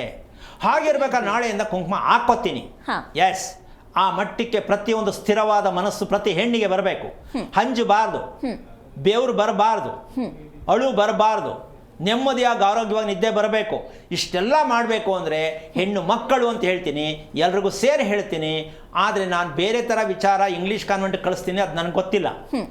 ಹೆಣ್ಣಿಗೆ ಧೈರ್ಯ, ನೆಮ್ಮದಿ, ಆರೋಗ್ಯ ಬೇಕಂದರೆ ಹೆಣ್ಣು ಮಕ್ಕಳಿಗೆ ಕುಂಕುಮವನ್ನು ಗುಂಡಾಕೃತಿಯಲ್ಲಿ ಇಡ್ತಕ್ಕಂಥ ಅಭ್ಯಾಸವನ್ನು ಮಾಡಿದಾಗ ಆ ಹೆಣ್ಣಿಗೆ ಧೈರ್ಯವನ್ನು ಬರುತ್ತೆ. ಮತ್ತು ಎದುರುಗಡೆ ಬರ್ತಾ ಇರ್ತಕ್ಕಂಥ ವ್ಯಕ್ತಿ ಆ ಕುಂಕುಮವನ್ನು ನೋಡಿ ಇಲ್ಲ, ನೇರವಾಗಿ ಶರಣಾಗತಿ ಆಗಬೇಕು. ಈ ಹೆಣ್ಣಿಗೆ ನಾವು ತೊಂದರೆ ಕೊಡಬಾರ್ದು ಅಂತ. ಖಂಡಿತ. ಅಂತಹ ಒಂದು ಶಕ್ತಿ ಇರ್ತಕ್ಕಂಥ ಕುಂಕುಮವನ್ನು ನಾವು ಎಷ್ಟು ಚೆನ್ನಾಗಿ ಅಭ್ಯಾಸ ಮಾಡಿದ್ದೀವಿ ಮಕ್ಕಳಿಗೆ, ನಾವೆಷ್ಟು ಚೆನ್ನಾಗಿ ಬಳಸ್ಕೊತಾ ಇದ್ದೀವಿ. ಬಾತ್ರೂಮಲ್ಲಿ ಅಂಟಿಸ್ಕೊಳ್ಳೋದು, ಗೋಡೆಗೆ ಅಂಟಿಸೋದು, ಸ್ನಾನ ಆದ್ಮೇಲೆ ತಿರುಗಿ ಅಂಟಿಸ್ಕೊಳ್ಳೋದು, ಏನು ಮಾಡೋಕ್ಕಾಗಲ್ಲ. ಪರಿಸ್ಥಿತಿ ಹೆಂಗಿದೆ. ಬಾತ್ರೂಮ್ ಇರೋದೇನಕ್ಕೆ ಅಂದರೆ ಹಣೆ ಹಂಚ್ಕೊಳ್ಳೋದು ತಗೋ ಸೈಡ್ಗೆ ಹಾಕೊಳ್ಳೋಕ್ಕೆ, ಸ್ನಾನ ಆದ ತಕ್ಷಣ ತಗೊಂಡು ಹಣೆಗೆ ಹಚ್ಕೊಳ್ಳೋಕ್ಕೆ, ಮುಗಿದೋಯ್ತು. ಸೂಪರು. ಕುಂಕುಮ ಎಲ್ಲ ಇಡೋಕ್ಕೆ ಟೈಮ್ ಇಲ್ಲ ಸಮಯ. ಆಮೇಲೆ ಚೆನ್ನಾಗಿರೋ ಕುಂಕುಮ ಎಲ್ಲಿ ಸಿಗುತ್ತೆ? ನಮ್ಮನ್ನೇ ಪ್ರಶ್ನೆ ಮಾಡಿ ಕೇಳ್ತಾರೆ, ಕುಂಕುಮ ಚೆನ್ನಾಗಿರೋ ಎಲ್ಲಿ ಸಿಗುತ್ತೆ ಅಂತ. ಎಷ್ಟು ಜನ ಮಾಡ್ತಾರೆ ಇವತ್ತು ನಂಗೆ ಗೊತ್ತಿಲ್ಲ. ಯಾಕೆ ಅಂದರೆ ಆ ಕುಂಕುಮದಲ್ಲಿ ಇರ್ತಕ್ಕಂತಹ ವಿಚಾರ ಎಷ್ಟೊಂದು ರಹಸ್ಯಕರವಾಗಿರ್ತಕ್ಕಂಥ ಸತ್ಯವನ್ನ ಇದೆ ಅನ್ನೋದಕ್ಕೆ ಇದಕ್ಕಿನ್ನೊಂದು ಅತಿ ಮುಖ್ಯವಾದ ಭಾಗ ಇದೆ, ಅದನ್ನು ಹೇಳೋಣ. ಗುರುಗಳೇ, ಇನ್ನು ಹಣೆಗೆ ಇಡುವ ಕುಂಕುಮದಿಂದ ಏನೆಲ್ಲ ಉಪಯೋಗ ಆಗುತ್ತೆ ಅನ್ನೋದನ್ನ ನಿಮ್ಮಿಂದ ಮತ್ತಷ್ಟು ತಿಳ್ಕೊತೀನಿ ಗುರುಗಳೇ. ಕಾಲರ್ ರೆಡಿ ಇದ್ದಾರೆ. ಹಲೋ ಹಲೋ, ಮಂಜುಳಾ ಅವರೇ, ಯಾರ ಬಗ್ಗೆ ತಿಳ್ಕೊಬೇಕಿತ್ತು? ಮಗನ ಬಗ್ಗೆ ತಿಳ್ಕೊಬೇಕಿತ್ತು ಮೇಡಮ್. ಅವ್ರದ್ದು ನಕ್ಷತ್ರ ತಿಳಿಸಿ. ಹಸ್ತ ನಕ್ಷತ್ರ, ಕನ್ಯಾ ರಾಶಿ ಮೇಡಮ್. ಗುರುಗಳಿದ್ದಾರೆ, ಮಾತಾಡಿ ಮಾ. ಹಲೋ, ನಮಸ್ತೆ ಗುರುಜಿ. ನಾರಾಯಣ. ಹೇಳಿ, ಮಗನಿಗೆ ಎಷ್ಟು ವಯಸ್ಸು? ಈಗ ಸೆಕೆಂಡ್ PUC ಓದ್ತಾ ಇದ್ದಾನೆ ಗುರುಜಿ, 17 ವರ್ಷ. ಏನು ಬೇಕಾಗಿತ್ತು ಅವನ ಬಗ್ಗೆ? ಗುರುಜಿ, ಅವನು ಏನ್ ಆಗ್ತೀನಿ ಅಂತ ಹೇಳ್ತಿಲ್ಲ. ಮುಂದಕ್ಕೆ ಜಾಬ್ ಏನಾದ್ರು ಆಗ್ಬರುತ್ತಾ ಅಂತ. ಈಗ ಎಷ್ಟು ವಯಸ್ಸು ಅವನಿಗೆ? 17 ಗುರುಜಿ. 17 ವರ್ಷಕ್ಕೆ ಮುಂದಕ್ಕೆ ಏನಾಗ್ತೀನಿ ಅಂತ ಹೆಂಗಾಗತ್ತ? ಅದು ನಿಮ್ಗೆ ಗೊತ್ತಾಯ್ತಾ, ಅವನು ಗೊತ್ತಾಯ್ತಾ? ಗೊತ್ತಿಲ್ಲ ಗುರುಜಿ, ಅವ್ನು ಏನು ಹೇಳ್ತಿಲ್ಲ ಗುರುಜಿ. ಒಂದ್ ನಿಮಿಷ, ಅವನು ಹೇಳೋದಲ್ಲ, ಅವನೆಲ್ಲ ಹೇಳುತ್ತಾ 17 ವರ್ಷಕ್ಕೆ ಹುಡುಗನ್ ಯಾಕೆ ಇಂಟರ್ವ್ಯೂ ಮಾಡ್ತಾ ಇದ್ದೀರಾ? ನೀವು ತಿಳ್ಕೊಂಡಿದ್ದೀರಾ? ಫಸ್ಟ್ ಒನ್ ಹೇಳಿ. ಒಬ್ಬ ಮನುಷ್ಯ ಮುಂದೆ ಏನಾಗ್ತಾನೆ ಅಂತ ನಿನ್ಗೆ ಗೊತ್ತಾ ಅಮ್ಮ? ಇಲ್ಲ ಗುರುಜಿ. ಮತ್ತೆ ಹಂಗಿದ್ಮೇಲೆ ಮಗು ಮೇಲೆ ಹೆಂಗೆ ಇರ್ತಾ ಇದ್ದೀರಾ ನೀವು? ಎಷ್ಟು ಬುದ್ಧಿವಂತರಿದ್ದೀರಾ ಲೆಕ್ಕ ಹಾಕೊಳ್ಳಿ. ಯಾಕಪ್ಪ ಮಕ್ಕಳಿಗೆ ಇಷ್ಟು ಚಿತ್ರಹಿಂಸೆ ಕೊಡ್ತೀರಾ? ಇಲ್ಲ ಗುರುಜಿ, ಒಂದ್ ನಿಮಿಷ ಕೇಳಿಸ್ಕೊಳ್ಳಿ. ನಿಮ್ಮಂತ ತಾಯಂದಿರು ಭಾರತ ದೇಶದಲ್ಲಿ ಬೇಕಾದಷ್ಟು ಅರ್ಥ ಆಗಲಿ ಅಂತ ಹೇಳ್ತೀನಿ. ಮಕ್ಕಳ ಮೇಲೆ ಹೊರೆ ಹಾಕೋದನ್ನ ದಯವಿಟ್ಟು ನಿಲ್ಲಿಸಿದ್ರೆ ಸಾಯುವಾಗ ಪ್ರಾಣ ಚೆನ್ನಾಗಿ ಹೋಗುತ್ತೆ. ಮಕ್ಕಳ ಮೇಲೆ ಒತ್ತಡ ಹಾಕುವಂಥ ತಂದೆ ತಾಯಿಗಳು ನಿಜಕ್ಕೂ ಹೇಳ್ತೀನಲ್ಲ, ಮಕ್ಕಳನ್ನು ನರಕಕ್ಕೆ ಕಳಿಸ್ತೀರಾ ನೀವು. ನಿಮಗೆ ಅರ್ಥ ಆಗಿಲ್ಲ, ಬದುಕಿನ ಮೌಲ್ಯ ಗೊತ್ತಿಲ್ಲ, ಮಕ್ಕಳ ಬಗ್ಗೆ ನೀವು ಕ್ವಶನ್ನು. ಮುಂದೆ ಏನಾಗತ್ತಂತೆ ಯಾರಿಗೆ ಗೊತ್ತು? ಮುಂದೆ ಆಗೋದು ಯಾವನಾದ್ರು ಹೇಳೋಕ್ಕಾಗಿದೆ ಪ್ರಪಂಚದಲ್ಲಿ ಮುಂದೆ ಏನಾಗುತ್ತೆ ಅಂತ? ಯಾಕೆ ತಪ್ಪು ಮಾಹಿತಿಗಳನ್ನ ಮಕ್ಕಳ ಮೇಲೆ ತಲೆ ಮೇಲೆ ಹೇರ್ತೀರಾ? ಆ ಮಗು ಹುಟ್ಟಿ ಸತ್ಯ ತಿಳ್ಕೊಳಕ್ಕಾಗಿಲ್ಲ. 17 ವರ್ಷ ಸಾಕಿದೆಯಾ ತಾಯಿ? ಈಗ ಹೇಳಿದ್ರೆ ನೀನು 3 ದಿನ ನಿದ್ದೆ ಮಾಡಲ್ಲ ಅಂತ ಇಂಜೆಕ್ಷನ್ ಕೊಡ್ತೀನಿ ನಾನು ಬೇಕಾದರೆ. ಜನ್ಮ ಕೊಟ್ಟ ತಾಯಿ ಹೊಟ್ಟೆಯಲ್ಲಿ ಹುಟ್ಟಿದ ಮಕ್ಕಳ ಬಗ್ಗೆ ಸತ್ಯವನ್ನು ಅರ್ಥ ಮಾಡ್ಕೊಳ್ಳಿಲ್ಲ ಅಂದರೆ ಯಾವ ಪುರುಷಾರ್ಥಕ್ಕೆ ಮಕ್ಕಳು ಬೇಕು?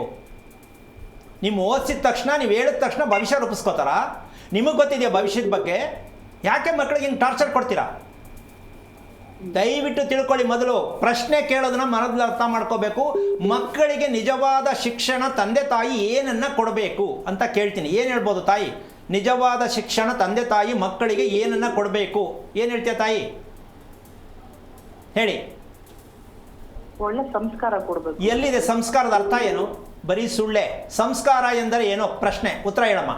ಸಂಸ್ಕಾರ ಎಂದರೆ ಏನೋ ಹೇಳಿ. ಇಲ್ಲ ಗುರುಜಿ, ನಿಮ್ಮ ಹತ್ರ ಮಾತಾಡೋಷ್ಟು ಧೈರ್ಯ ನಮಗಿಲ್ಲ. ಒಂದ್ ನಿಮಿಷ ದಯವಿಟ್ಟು ಬೇಜಾರು ಮಾಡ್ಕೊಬೇಡಿ. ನೀವು ತಿಳ್ಕೊಳ್ಳಿ ಅಂತ ನಿಮ್ಗೆ ಪ್ರಶ್ನೆ ಆಗ್ತಾ ಇದ್ದೀನಿ. ಎಲ್ಲರೂ ತಿಳ್ಕೊಳಕ್ಕಾಗಲ್ಲ. ನೋಡಿ, ಒಂದು ತಿಳ್ಕೊಳ್ಳಿ, ಇಡೀ ನಮ್ಮ ದೇಶದಲ್ಲಿ ಹೆಂಗಾಗಿದೆ ಅಂದರೆ ಶಾಸ್ತ್ರ ಹೇಳೋದು ಕೇಳೋದು ಹೇಳಿ ಹೇಳಿ ನಮ್ಮ ದೇಶ ಪೂರ್ತಿ ಹಾಳು ಮಾಡಿ ಇಟ್ಬಿಟ್ಟಿದ್ದಾರೆ. ಅದು ಜನಗಳ ತಪ್ಪೋ ಹೇಳೋರು ತಪ್ಪೋ ನಂಗೆ ಗೊತ್ತಿಲ್ಲ. ಈ ಒಂದು ಕುರುಡು ಸಂಪ್ರದಾಯನ ಎಲ್ಲಿವರೆಗೂ ಬಿಡಲ್ವ ನಾವು ಜನ ಉದ್ಧಾರ ಆಗಲ್ಲ. ಒಂದು ಮಗುವಿನ ನಕ್ಷತ್ರ ಹುಟ್ಟಿದ್ರೆ, ಆ ಮಗು ನಕ್ಷತ್ರದಲ್ಲಿ ಹುಟ್ಟಿದ್ರೆ ಆ ಮಗು ಏನಾಗತ್ತೆ, ಆರೋಗ್ಯದಲ್ಲಿ ಏನಾಗತ್ತೆ ಅಂತ ತಿಳ್ಕೋಬೇಕೇ ಹೊರತು ಮಗು ಮುಂದೆ ಏನಾಗತ್ತೆ ಅಂತ ತಿಳ್ಕೊಂಡು ಪ್ರಶ್ನೆ ಕೇಳಿದ್ರೆ ಅಪ್ಪ ಅಮ್ಮ ಏನಾಗಬೇಕು ಮಕ್ಕಳು? ಮಗುವಿನ ಆರೋಗ್ಯ ಮುಖ್ಯ, ಹೌದಾ ಅಲ್ವಾ ತಾಯಿ? ಹೌದು ಹೌದು ಗುರುಜಿ. ಹಾಗಿದ್ದ ಮೇಲೆ ನೀವು ಯಾವ್ದು ಕೇಳಬೇಕಿತ್ತು? ಆರೋಗ್ಯ ಗುರುಜಿ. ದಯವಿಟ್ಟು ಅರ್ಥ ಆಯ್ತಲ್ಲ ನಿಮಗೆ? ಗೊತ್ತಿರಲಿಲ್ಲ. ನಿಮ್ಮ ತರ ಎಲ್ಲ ತಂದೆ ತಾಯಿಗಳಿಗೆ ಅರ್ಥ ಆಗಬೇಕು. ಮಕ್ಕಳ ಆರೋಗ್ಯದ ಬಗ್ಗೆ ಕೇಳಿ. ಮಕ್ಕಳ ಮುಂದೆ ಏನಾಗ್ತಾರೆ, ಮಕ್ಕಳು ಏನಾಗ್ತಾರೆ, ಏನಾಗಿದ್ದಾರೆ ಅಲ್ಲ, ಏನಾಗಿದ್ದಾರೆ ಕೇಳಿ. ಏನಕ್ಕಾಗಿದ್ದಾರೆ ಕೇಳಿ. ನಾವೇನು ಮಾಡಬೇಕು ಕೇಳಿ. ಯಾಕೆ ಕನ್ನಡ ಅರ್ಥ ಆಗ್ತಾ ಇಲ್ವಾ ನಮ್ಮ ಕರ್ನಾಟಕ ಜನಕ್ಕೆ ಅಂತ ನನಗೆ ಅರ್ಥ ಆಗ್ತಾ ಇಲ್ಲ. ಬರೀ ಕತೆ ಕೇಳ್ಕೊಂಡೇ ಸಮಯ ವ್ಯರ್ಥ ಮಾಡ್ತಾ ಇದ್ದೀರಾ. ಒಂದು ದಾಂಪತ್ಯಕ್ಕೆ ಏನು ಚೆನ್ನಾಗಿರಬೇಕು, ಒಂದು ಮಗು ಬೆಳೆಸ್ಬೇಕಾದ್ರೆ ನಾನು ಏನು ತಿಳ್ಕೋಬೇಕು, ನಾನು ಆರೋಗ್ಯವಾಗಿ ಏನು ಮಾಡಬೇಕು, ಒಬ್ಬರು ಬಾಯಲು ಯಾರೂ ಬರ್ತಾ ಇಲ್ಲ. ಶಾಸ್ತ್ರ ಕೇಳಿ, ಜ್ಯೋತಿಷ್ಯ ಕೇಳಿ ಕೇಳಿ ಈ ಮಟ್ಟಕ್ಕೆ ಶಾಪ ಹಾಕೋತಾ ಇದ್ದೀರಲ್ಲ. ಈ ಕೆಟ್ಟ ಸಂಪ್ರದಾಯಕ್ಕೆ ಯಾವತ್ತು ನಾಂದಿ ಆಡೋದು? ಹೇಳೋರ್ನ ನಾವು ಬುದ್ಧಿ ಹೇಳೋಕ್ಕಾಗಲ್ಲ. ನೀವು ಯಾವತ್ತು ಬುದ್ಧಿ ಕಲಿಯೋದು? ನನ್ನ ಮಗ ಏನು ಓದ್ತಾನೆ ನೋಡಿ, ನನ್ನ ಮಗಳಿಗೆ ಯಾವಾಗ ಮದುವೆ ಆಗುತ್ತೆ ನೋಡಿ. ಈ ಕೆಟ್ಟ ಚಾಳಿನ ದಯವಿಟ್ಟು ಬಿಡಿ. ಇದನ್ನ ಚಾಲೆಂಜ್ ಮಾಡಿ ಹೇಳ್ತೀನಿ ನಾನು. ನಿಜಕ್ಕೂ ನಮ್ಮ ಜನ ಎಲ್ಲಿವರೆಗೂ ಹೇಳೋರ್ಗಲ್ಲ, ನಮ್ಮ ಜನ ಇದರಿಂದ ಹೊರಗೆ ಬರಲಿ ಅನ್ನೋ ಉದ್ದೇಶ ಅಷ್ಟೇ. ಈಗ ಒಂದು ವಿಚಾರ ಕೇಳ್ತೀನಿ. ನಿಮ್ಮ ಮಗ ಎಷ್ಟೊತ್ತಮ್ಮ ಹೇಳೋದು ಬೆಳಗ್ಗೆ ಹೊತ್ತು? ಬೆಳಿಗ್ಗೆ 6 ಗಂಟೆಗೆ ಹೇಳ್ತಾನೆ ಗುರುಜಿ. ಹೇಳಿಸ್ಬೇಕಾ ಅವನು ಹೇಳ್ತಾನ? ಹೇಳಿಸ್ಬೇಕು ಗುರುಜಿ. ಬಿಟ್ರೆ ಎಷ್ಟೊತ್ತಂಗ ಇರ್ತಾನೆ? ಬಿಟ್ರೆ 7 ಗಂಟೆ 7:30 7:30 8 ಆಗುತ್ತೆ ಅಲ್ವಾ? ನೀವೇನು ಓದಿದ್ದೀರಾ ತಾಯಿ? ನಾನು ITI ಮಾಡಿದ್ದೀನಿ ಗುರುಜಿ. ನೋಡಿ ITI ಮಾಡಿದ್ದೀರಾ, ಆದಷ್ಟು ವಿದ್ಯಾವಂತಿ ಆಗಿದ್ದೀರಾ. ಈಗ ಮಗು ಬೇಗ ಹೇಳಲ್ಲ ಅಂದರೆ ಕಾರಣ ಏನು ಅಂತ ಹೇಳ್ತೀರಾ? ಯಾಕೆ ಹೇಳ್ತಾ ಇಲ್ಲ ಬೇಗ? ಯಾರ ಮನೇಲಿ ಆಗಲಿ ಯಾಕೆ ಹೇಳಲ್ಲ ಬೆಳಗ್ಗೆ ಹೊತ್ತು ಅಂದ್ರೆ ಏನು ಕಾರಣ ನಿಮ್ಮ ಪ್ರಕಾರ? ನಾನೇ ಹೇಳ್ಬಿಡ್ತೀನಿ ಕೇಳಿಸ್ಕೊಳ್ಳಿ. ಬೇಗ ಹೇಳಲ್ಲ ಅಂದರೆ ರಾತ್ರಿ ನಿದ್ದೆ ಸರಿಗೆ ಮಾಡಿಲ್ಲ, ಅರ್ಧ ರಾತ್ರಿ ಮೇಲೆ ನಿದ್ದೆ ಮಾಡೋಕ್ಕೆ ಶುರು ಮಾಡ್ತಾನೆ, ಬೆಳಿಗ್ಗೆ ನಿದ್ದೆ ತುಂಬ ಎಳೀತಾ ಇರುತ್ತೆ, ಮೇಲೆ ಕೇಳೋಕ್ಕಾಗಲ್ಲ.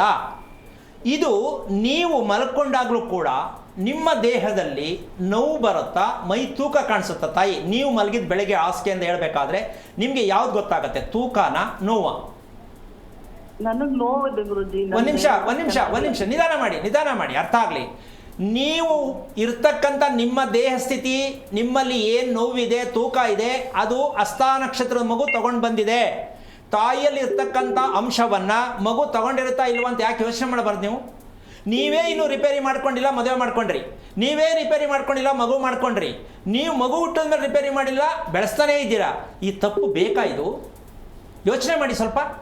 ಮಕ್ಕಳಿಗೆ ಒಳ್ಳೆ ನಿದ್ದೆ ಮಾಡಿಸ್ರಿ. ಯಾವ ತಂದೆ ತಾಯಿ ಆಗಲಿ, ಒಳ್ಳೆ ನಿದ್ದೆನೇ ನಿಜವಾದ ಶಿಕ್ಷಣ.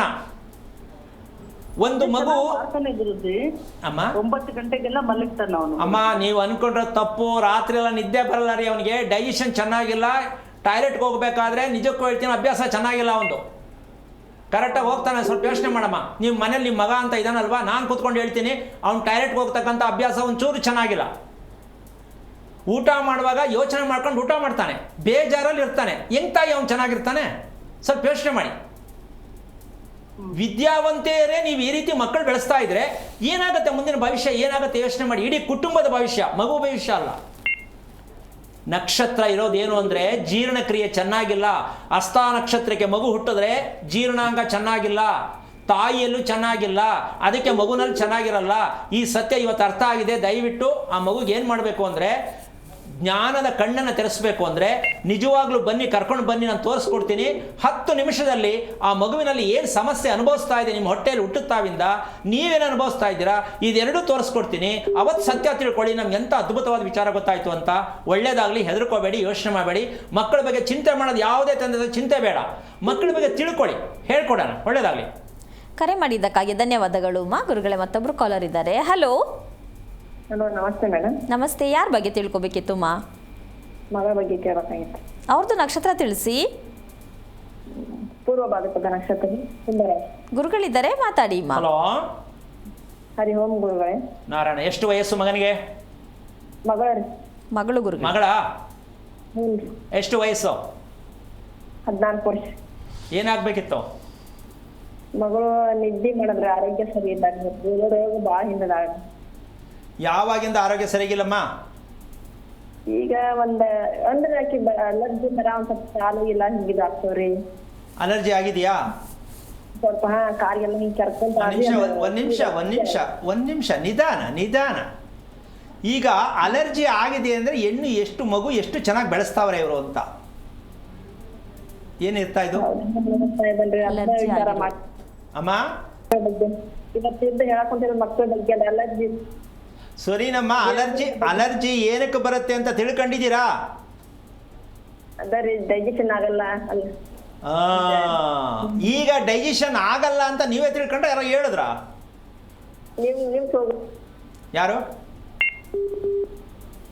ಯಾರು ಹೇಳಿದ್ದು ಡೈಜೆಷನ್ ಆಗಲ್ಲ ಅಂತ? ನಿಮ್ ಕಾರ್ಯಕ್ರಮ ನೋಡಕ್ ಅಬ್ಬಾ, ಈಗ ನಮ್ ಪಿಕ್ಚರ್ದೇ ಕ್ಯಾಸೆಟ್ ರಿವರ್ಸ್ ಕೊಡ್ತಾ ಇರೋದು. ಹೋಗೋ ಕಡೆ. Okay, super. ಓಕೆ ತಾಯಿ, ಈಗ ಡೈಜೆಷನ್ ಆಗಲ್ಲ ಮಗುಗೆ ಅಂತ ನಿಮ್ಗೆ ಗೊತ್ತಾಯ್ತು, ಅಲರ್ಜಿ ಆಯ್ತು ಅಂತ ಗೊತ್ತಾಯ್ತು. ಈಗ ಮಗುಗೆ ಮುಂದಿನ ದಾರಿ ಏನು ನಿಮ್ಮ ಪ್ರಕಾರ? ಗೊತ್ತಿದ್ಯಾ ಗೊತ್ತಿಲ್ವಾ? ಗೊತ್ತಿಲ್ಲ, ಓಕೆ ಆಯ್ತು, ಹೇಳ್ತೀನಿ ಕೇಳಿಸ್ಕೊಳ್ಳಿ. ಆ ಮಗು ನಿಮ್ಮ ಪಕ್ಕ ಮಲಗತ್ತಾ, ಸಪ್ರೇಟ್ ಮಲಗತ್ತಾ? ನಮ್ಮ ಪಕ್ಕಕ್ಕೆ ಮಲಗುತ್ತೆ. ನೀವು ಒಂದು ಕೆಲಸ ಮಾಡಿ, ಆ ಮಗು ಮಲಗೋ ತನಕ ನೀವು ಮಲ್ಕೋಬೇಡಿ. ಸ್ವಲ್ಪ ಆದಷ್ಟು ಕಣ್ಣು ಮುಚ್ಕೊಂಡಂಗೆ ಇರಿ, ಎಚ್ಚರವಾಗಿರಿ, ಕಣ್ಣು ಮುಚ್ಕೊಂಡಂಗಿರಿ. ಆ ಮಗು ಎಷ್ಟು ಪರದಾಡುತ್ತೆ ಮಲ್ಕೊಳ್ಳೋಕ್ಕೆ ಸ್ವಲ್ಪ ಗಮನಿಸಿದ್ರ? ಆ ಮಗು